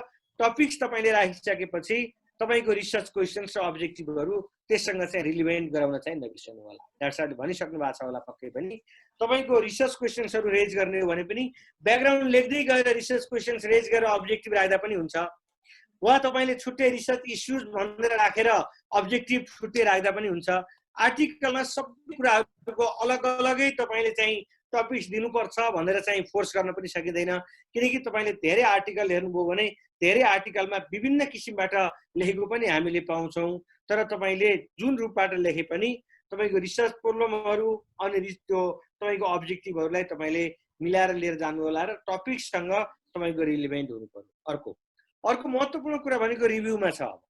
तपाई जहाँ रिभ्यू गर्नुहुन्छ फेरि पनि कुरा यही आउँछ। रिभ्यूमा पनि मैले बारम्बार एउटा कुरा के भन्छु भने यो रिभ्यू पनि तपाईको चाहिँ एकदमै रिलेभेन्ट एन्ड कन्टेक्स्चुअल हुन्छ। हामी कहिलेकाहीँ के गर्छौं भने एउटा सानो टपिक लिएर हामीले स्टडी गर्दै गरेका हुन्छौं, अनि त्यो रिभ्यू गर्दाखेरि कहाँ न कहाँको त्यससँग सम्बन्धित नै नभएको वा त्यो फाइन्डिङ रिलेटेडै नभएको त्यो हामी भन्छौं नि गार्बेज अफ दि गार्बेज क्या, त्यो चाहिने नचाहिने कुराहरूलाई पनि ल्याएर चाहिँ त्यो पेज बढाउनको लागि हामीले, तर यो आर्टिकलमा त झन् तपाई स्ट्रिक्टली तपाईको टपिकसँग रिलेभेन्ट, टपिक्सको कन्टेक्स्चुअलसँग रिलेभेन्ट कति स्टडी भएका छैन भने नभएको जबरजस्ती राख्नुपर्छ भन्ने छैन। कतिपय तपाई नै पाएनर पनि हुन सक्छ। तपाईकै स्टडी चाहिँ 1 वा 2 नम्बर स्टडी पनि पर्न सक्छ कहिलेकाहीँ। धेरै स्टडी भएको छैन भने मेरो रिभ्यू धेरै भएन भनेर चिन्ता गर्नु पनि पर्दैन। तर जति हामीले चाहिँ रिभ्यू गर्छौँ साइटेसन गर्छौँ त्यो एकदमै कन्टेक्चुअल र रिलेभेन्ट हुनु पर्यो एउटा। यसलाई चाहिँ तपाईँले सबभन्दा र अर्को पार्ट भनेको दुईटा हुन्छ, तपाईँले चाहिँ बुझ्नु भएको छ, एउटा थ्योरिटिकल रिभ्यू र अर्को हामीले इम्पिरिकल रिभ्यू भनेर भन्छौँ जहिले पनि। तपाईँको थ्योरिटिकल रिभ्यू छ कि छैन हेर्नुहोस् है। थ्योरिटिकल रिभ्यू छ भने तपाईँले थ्योरिटिकल रिभ्यूले राख्न सक्नुहुन्छ। थ्योरीहरू डेभलप गरेका पुराना थ्योरीहरू, मस्लोज थ्योरी, हर्जबर्ग्स थ्योरी होइन, हामीले जुन चाहिँ गेस्टनबर्ग्स थ्योरी भनौँला अथवा हामीले फाइनेन्सका चाहिँ मोडिग्ल्यानी मिलरका थ्योरीहरू भनौँला, ती थ्योरीहरू भनेका कालजयी भन्छौँ नि हामीले, ती कालजयी थ्योरीहरू जुन थ्योरी तपाईँले रिभ्यू गर्न सक्नुहुन्छ। तर पुराना आर्टिकलहरू पढेर पुराना अनरिलेभेन्ट चाहिँलाई चाहिँ रिभ्यू गर्नुपर्छ, ल्याइरहनुपर्छ भन्ने छैन। तपाईँले सकेसम्म रिसेन्ट रिभ्यूहरू के छन्, रिसेन्ट आर्टिकलहरू के छन्, रिसेन्ट रिसर्च वर्कहरू के छन् त्यो कुरालाई ध्यान दिनुहोस्। र इम्पिरिकल स्टडी, मैले भने यो बुकमा लेखिएका व्हाट इज व्हाटहरू होइन, बुकमा लेखिएका टाइप्स, इम्पोर्टेन्स, स्कोप होइन, त्यो बुकमा लेखिएका कुराहरूलाई ल्याएर रिभ्यू नगर्नुहोस्। जहिले पनि एकदम इम्पिरिकल स्टडीहरूलाई रिभ्यू गर्नुहोस् र जति कुराहरू रिभ्यू गर्नुहुन्छ साइटेसन गर्न नबिर्सनुहोस्। कहिलेकाहीँ विद्यार्थीहरूको अथवा हाम्रो पनि समस्या के रहन्छ भने एउटा रिभ्यूरले हेर्ने कुरा चाहिँ जहिले पनि तपाईँ भित्र साइटेसन गर्नुभयो तर बिब्लियोग्राफीमा छुटेको हुन्छ, रेफरेन्सिङमा छुटेको हुन्छ। यो मिस्टेक आर्टिकलमा त जिरो टलरेन्स, रिभ्यूरमा रिभ्यूको केसमा तपाईँको यदि साइटेसन बाहिर गएको छैन भने त्यो जिरो टलरेन्समा पर्छ। साथीहरू यसलाई असाध्यै निकै प्रभावकारी ढङ्गले अगाडि तपाईँले दुईटा लाइन लेख्नुभयो भने त्यो साइटेसनलाई पछाडि राख्न कहिले पनि नबिर्सनु होला। यो एउटा महत्त्वपूर्ण कुरा म यहाँहरूलाई भन्छु। रिभ्यूमा हामीले यति कुराहरूलाई बढी हेर्छौँ। अर्को पार्ट भनेको मेथोलोजीको पार्ट आउँछ। अब मेथोलोजीको पार्टको कुरा गर्दाखेरि तपाईँहरू सबभन्दा बढी आफ्नो डिजाइनमा क्लियर हुनुहोस्। तपाईँको रिसर्च डिजाइन के हो? हामी बेसिकल्ली साइन्सको साथीहरू पनि हुनुहुन्छ भने नेचुरल साइन्सको कुरा आउला, तर साइन्स बाहेकको साथीहरू हामी सबै सोसियल साइन्सका स्टुडेन्ट हौँ। हामी सोसियल साइन्टिस्ट हौँ। सोसियल साइन्टिस्टमा हामीले थ्योरी टेस्ट गर्ने हो, हामी डिडक्टिभ एप्रोचबाट जाने हो। थ्योरी टेस्ट गर्ने भएको हुनाले तपाईँले आफ्नो डिजाइन एकदमै तपाईँको descriptive, analytical, causal, comparative research design तपाईँको हो भन्ने कुरा दिमागमा तपाईँ जहिले पनि राख्नु पर्यो। त्यो डिजाइनको बेसमा तपाईँको डेटा के हुने, प्राइमरी डेटा हो कि सेकेन्डरी डेटा हो कि, अनि तपाईँको स्याम्पलिङ के हुने, स्याम्पलिङको ऱ्यासनालिटी सबभन्दा अर्को तपाईँले ध्यान दिनुपर्ने कुरा। तपाईँले 4वटा ब्याङ्क लिएँ, मैले 4वटा कम्पनी लिएँ, मैले 2टा कम्पनी लिएँ, मैले एउटा भिडिसी लिएँ, मैले 4वटा भिडिसी लिएँ, त्यो भिडिसी लिनको तपाईँको ऱ्यासनालिटी के हो? You should try to justify your rationality behind the selection of your sample unit. That must be very clear there. जहिले पनि साथीहरूले मैले धेरै ठाउँमा धेरै विद्वानहरूको इभन इन पिएचडीमा पनि हामीले जहिले पनि प्रब्लम कहाँ भेटाउँछौँ भने हेर्नुहोस्, मैले दिनभर आइसकेपछि मैले फ्याकल्टी अफ म्यानेजमेन्टमा 36 जनाको चाहिँ हामीले पिएचडी भाइभा फाइनल गरिसक्यौँ। तर अधिकांश थेसिसहरूमा हामीले बारम्बार झगडा गर्ने केमा हो भन्दा साथीहरूले स्याम्पलिङको ऱ्यासनालिटी नै क्लियर गर्न सक्नु। साथीहरू पढ्नु पर्यो। हामीले स्याम्पलिङका प्रोसेसहरू हामीले पढेका छौँ, स्याम्पलिङका तरिकाहरू हामीले पढेका छौँ, स्याम्पलिङको हामीले probability sampling, non probability sampling, त्यो प्रोबाबिलिटी स्याम्पलिङ र नन प्रोबाबिलिटी स्याम्पलिङ भित्रका 8वटा टेक्निकहरू हामीले विद्यार्थीलाई बारम्बार पढाएका छौँ भने which one technique we are going to adopt here, very clearly you should able to deal on it. तपाईँले यो कुरालाई असाध्यै क्लियरली तपाईँको स्याम्पलिङ प्रोसिडियर के हो अनि तपाईँको टुल्सहरू के युज हुने। कहिलेकाहीँ कस्तो देखिन्छ भने यो टुल्स आजभोलि हामी एसपीएसएस चलाउने भएका छौँ, हामीले चाहिँ विभिन्न सफ्टवेयरहरू चलाउने भएका छौँ, अनि त्यो सफ्टवेयरमा जे हान्दै पनि रिजल्ट आउँछ। अनि really whether that tools is relevant here or not, whether that is appropriate or not, हामीले यो कुरा बरु हामीले आउँदैन भन्यो। सबै म्यानेजमेन्टको साथीहरूलाई स्टार्टको चाहिँ एकदमै राम्रो नलेज हुनुपर्छ भन्ने छैन। स्टार्टको साथीहरूसँग कन्सल्ट गरौँ, काई स्क्वायर टेस्ट केमा युज गर्ने, टी टेस्ट केमा युज गर्ने, जेड टेस्ट केमा युज गर्ने, हामीले एनोभा टेस्ट कहाँ गर्ने हो, रिग्रेसन कहाँ युज गर्ने, कोरिलेसन कहाँ युज गर्ने।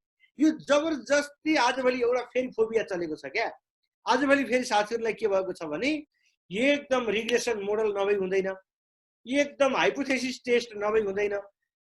जब कथाले मागेन तपाईँले दिने हो, कथाले माग्दै नमागेको हाइपोथेसिस तपाईँले कहाँबाट ल्याउनुहुन्छ? हेर्नुहोस् है, त्यसकारण तपाईँले आफ्नो स्ट्याटिस्टिकल टुल्सहरू, मोडलहरू क्लियर गर्दाखेरि क्वेसनरहरू तपाईँले डिजाइन गर्दाखेरि पनि के कुरा एप्रोप्रिएट हो कि होइन, यो कुरा ध्यान दिनु पर्यो सबभन्दा।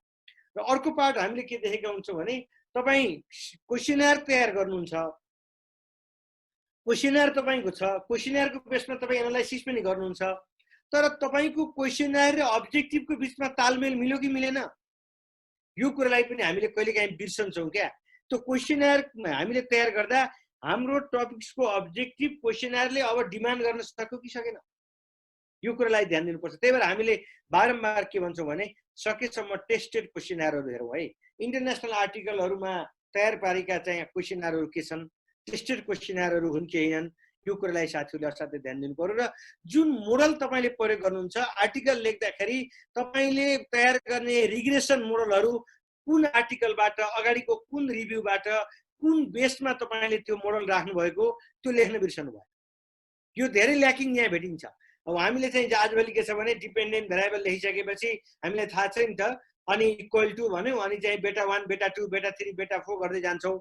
बेटा 1 x1 बेटा 2 x2 बेटा 3 x3 त हामीले गऱ्यौँ, तर तपाईँको कुन बेसमा गर्नुभएको, योभन्दा अगाडिको तपाईँको रिसर्चको आर्टिकल के हो, के आधारमा तपाईँले यो मोडलिङ तयार गर्नुभएको, त्यो मोडलिङ तयार गरेको आधार के हो, त्यो कुरालाई पनि तपाईँले जहिले पनि यो मोडलिङमा चाहिँ तपाईँले राख्न नबिर्सनुहोस्। र द मोडल भनेर क्लियरली तपाईँको चाहिँ मोडल छ भने मोडललाई मेथोलोजीको पार्टमा देखाइदिनुहोस् र देखाइदिइसकेपछि त्यसैमा तपाईँको डिपेन्डेन्ट र इन्डिपेन्डेन्ट भेरिएबलहरूको बारेमा मजाले कुरा गर्नुहोस्। अब त्यहाँ अघि डाक्टर साहबले भन्नुभयो होला कन्सेप्चुअल फ्रेमवर्क तपाईँको छ कि छैन, छ भने कन्सेप्चुअल फ्रेमवर्क राख्दाखेरि तपाईँको त्यहाँ चाहिँ dependent variable, independent variable, moderating variable, तपाईँको इन्टरभेनिङ भेरिएबल, त्यसको आधारमा तपाईँको स्ट्रक्चर मोडलिङमा जानुपर्ने हो कि होइन, तपाईँको कोर्नोवेक अल्फा चाहिँ टेस्ट गर्नुपर्ने जरुरी हो कि होइन, अलिकति स्ट्याटिस्टिक्सको साथीहरूसँग पनि कन्सल्ट गरेर मात्र मेथोडोलोजीलाई कन्फाइन गर्नु। किनकि हामी सबै विद्वान हुँदैनौँ, सबै विधामा विद्वान हुनुपर्छ भन्ने पनि छैन है संसारमा, त्यो सम्भव पनि छैन। त्यस कारण अलिकति मैले यो गरेँ ठिक हो कि होइन भन्ने कुरालाई साथीहरूले यसमा अलिकति ध्यान दिनुभयो भने मेथोडोलोजीको पार्ट हाम्रो चाहिँ स्ट्रङ भएर आउँछ। त्यसपछि हामी एनालाइसिस एन्ड फाइन्डिङमा आउँछौँ। आर्टिकलमा फाइन्डिङ्स भनेर छुट्टै प्राय लेखिँदैन। आर्टिकल लेख्दाखेरि तपाईँले जब मेथोडोलोजी लेखिसकेपछि अब एनालाइसिस सुरु गर्नुहोस्। एनालाइसिस सुरु गर्दा टेबलहरू, राम्रो टेबलहरू, छोटो राम्रो हेडिङ सहितको राम्रो टेबलहरू बनाउनुहोस्। टेबलको ग्राफिकल प्रेजेन्टेसन दिने हो भने एकदम रिलेभेन्ट। कहिलेकाहीँ यहाँ पनि समस्या के छ भने आजभोलि साथीहरू एक्सेल चलाउनुहुन्छ, अनि एक्सेलमा गइसकेपछि डाङ डुङ कमान्ड दिएपछि उसले ग्राफ बनाइदिन्छ। त्यो ग्राफ वास्तवमै एप्रोप्रिएट हो कि होइन भन्ने पनि हामीले हेर्दैनौँ क्या। त्यसकारण ग्राफ दिनुपर्ने हो भने आवश्यक छ भने राम्रो ग्राफहरू दिनुहोस्, हिस्टोग्राम, बायोडायग्राम, हामीले कुन ग्राफ दिनुपर्ने हो त्यसलाई चाहिँ राम्रोसँग ध्यान दिउँ। र एनालाइसिस, प्रत्येक एनालाइसिससँगै तपाईँको त्यहाँ आउने फाइन्डिङलाई त्यहीँ राखिदिनुहोस्। Analysis finding, analysis finding. आर्टिकलमा जेनरली छुट्टै फाइन्डिङ भनेर चाहिँ नराखौँ, यो प्राय राखिँदैन। एनालाइसिस एन्ड फाइन्डिङ्सलाई सँगै ल्याउनुहोस्। सँगै ल्याइसकेपछि तपाईँले लास्टमा तपाईँले discussion, conclusion, discussion, summary and conclusion गर्ने चलन छ। कसैले समरी, डिस्कसन एन्ड कन्क्लुजन भनेर पनि राख्नुहुन्छ। तपाईँले जसरी राख्दा पनि केही फरक पर्दैन। मैले बारम्बार भन्ने गरेको छु, समरी लेख्दाखेरि तीनवटा कुरालाई मात्रै समराइज गर्नुहोस्। समरीमा तपाईँको ब्याकग्राउन्ड, एकदमै सर्ट ब्याकग्राउन्ड, तपाईँको अब्जेक्टिभ र मेथोडोलोजी। ब्याकग्राउन्ड, अब्जेक्टिभ र मेथोडोलोजीलाई भेरी सर्ट फर्ममा समराइज गर्नुहोस्, समराइज गर्नुहोस्। अनि डिस्कसन राख्नुहुन्छ भने तपाईँको प्राप्त फाइन्डिङलाई थ्योराइजेसन गर्नुहोस्। फाइन्डिङ र तपाईँको त्यो फाइन्डिङको रिलेटिभिटी कुनसँग, तपाईँको चाहिँ तपाईँले प्राप्त गरेको फाइन्डिङ तपाईँको प्रिभियस फाइन्डिङसँग रिलेभेन्ट भयो कि भएन, कन्सिस्टेन्ट भयो कि भएन। This study is consistent with the finding of this and it is not consistent with the study of this.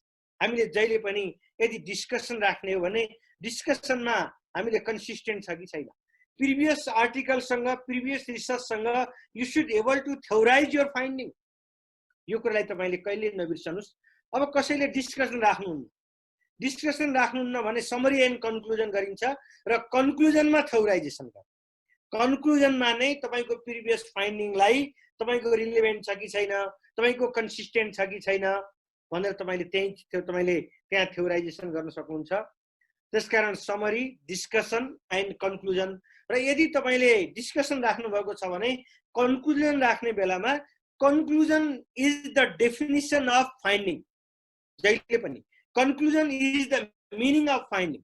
त्यसकारण तपाईँको टोटल अघि जुन एनालाइसिसमा तपाईँको फाइन्डिङ प्राप्त गर्नुभएको छ त्यसलाई एकदमै briefly 2, 3, 4, 5 not more than 5 to 6 लाइनमा तपाईँ you should able to draw your conclusion. किनकि मैले बाटोमा हिँड्दा हिँड्दै मैले टेलिफोनबाटै तपाईँको कन्क्लुजन थाहा पाउन सक्ने हुनुपर्छ। मैले तपाईँको कन्क्लुजन हेर्ने बित्तिकै तपाईँले कतिवटा स्टडी गर्नुभएको रहेछ, कुन कुन आर्टिकलहरू तपाईँले हेर्नुभएको रहेछ। थ्योराइजेसन भनेको अर्थ के हो भने this study is significant or this study is consistent and it is not consistent भन्ने बित्तिकै तपाईँले कति प्रिभियस स्टडी गर्नुभएको रहेछ, कति तपाईँले रिभ्यू गर्नुभएको रहेछ, कति तपाईँले इन डेप्थमा एनालाइसिस गर्नुभयो भन्ने कुराको सठिक प्रमाण तपाईँको त्यहीँ देखिन आउँछ। त्यसकारण तपाईँले यसलाई जहिले पनि थ्योराइजेसन गर्ने कोसिस गर्नुहोस् र रिफरेन्सिङमा मैले फेरि पनि भने सकेसम्म हामीले एपिएलाई फलो गरौँ। अहिले एपिएका फर्मेटहरू तपाईँहरूसँग छन्, तपाईँहरूले चाहिँ डाउनलोड गरेर पनि लिन सक्नुहुन्छ र साइटेसनलाई असाध्यै नछुटाइकन अगाडिको साइटेसनलाई पछाडि चाहिँ तपाईँले नछुटाउनुहोस्। पछाडि बढी थप्न सक्नुहुन्छ, तर अगाडि मैले अघि भने लिटरेचर रिभ्यूमा आएका कुराहरूलाई तपाईँले कुनै पनि कस्टमा पछाडि नलैजानुहोस्। ध्यान दिनुहोस्, ग्रामेटिकल कुराहरू त्यसैमा आइहाल्छ। मैले भने पङ्क्चुएसनका कुराहरू, किनकि जहिले पनि आर्टिकलमा हेर्ने कुरा भनेको के हो भने तपाईँको स्ट्यान्डर्ड हामीले हेर्छौँ, ल्याङ्ग्वेजको, पङ्क्चुएसनको, फर्मेटिङको, तपाईँको साइटेसनको, स्पेसिङको, यी रिफरेन्सिङको, यी सम्पूर्ण कुराहरू असाध्यै ख्याल गरेर हेरिन्छ। अनि कहिलेकाहीँ कस्तो भेटिन्छ भने अननोइङली हामीले चाहिँ त्यो फन्टलाई पनि के गरिदिएका हुन्छौँ भने नि कहिलेकाहीँ कोही टाइम्स रोमनमा गयो अनि तल गएर एउटा प्याराग्राफ कहिलेकाहीँ क्यालिबरीमा आउँछ अनि अर्को प्याराग्राफ केमा गएको हुन्छ। अनि कहिलेकाहीँ हामीले कपी पेस्ट हान्दाखेरि चाहिँ त्यो अगाडिको मिलाउँ पछाडि रिफरेन्सिङमा हामीले मिलाउनै बिर्सन्छौँ। हेर्नुहोस् है, अनि कहिलेकाहीँ हाम्रो पेज सेटअपमा बिग्रेको हुन्छ। अनि प्याराग्राफमा साथीहरूलाई थाहा छ होला, प्याराग्राफमा पनि हामीले आजभोलि यदि तपाईँले एक स्पेस पर जानुहुन्न भने तपाईँले चाहिँ प्याराग्राफ चेन्ज गर्ने बेलामा 2 स्पेस तल जाने, होइन तपाईँले माथि नै 1 स्पेस अगाडि जानुहुन्छ भने लाइन स्पेस 1 लाइन स्पेस मात्रै छोडेर चाहिँ जाने।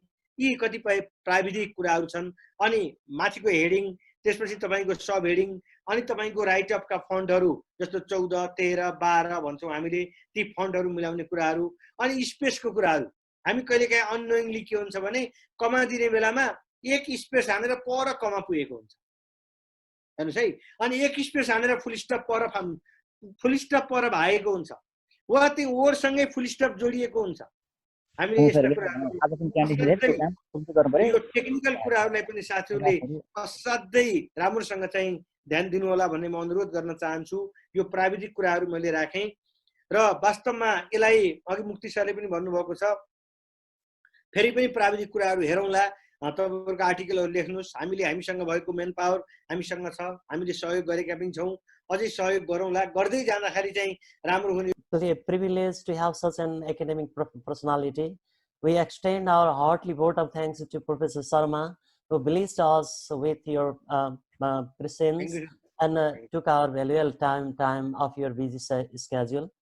Moreover, RMC must mention our deep sense of appreciation for your time. Again, I would like to request the campus chief of Madhya Multiple Campus, Mr. Muktiram Pandey sir, to express very short vote of thanks to to Professor Sharma. Over to you, Mukti sir. समयमा पनि sir आएर जुन किसिमले हाम्रा प्राध्यापक साथीहरूलाई हामी सबैलाई इन्स्पायर गर्नुभयो, त्यसका लागि म एकदम आभार र धन्यवाद ज्ञापन गर्न चाहन्छु। आगामी दिनहरूमा पनि यहाँको क्याम्पस सञ्चालनको सन्दर्भमा उपयुक्त निर्देशन, सुझाव, सल्लाहको म अपेक्षा गर्छु। धन्यवाद। To request Dhanpati Koirala sir, RMC coordinator, to conclude the session. Thank you. Management and faculty का Dean Professor Dr.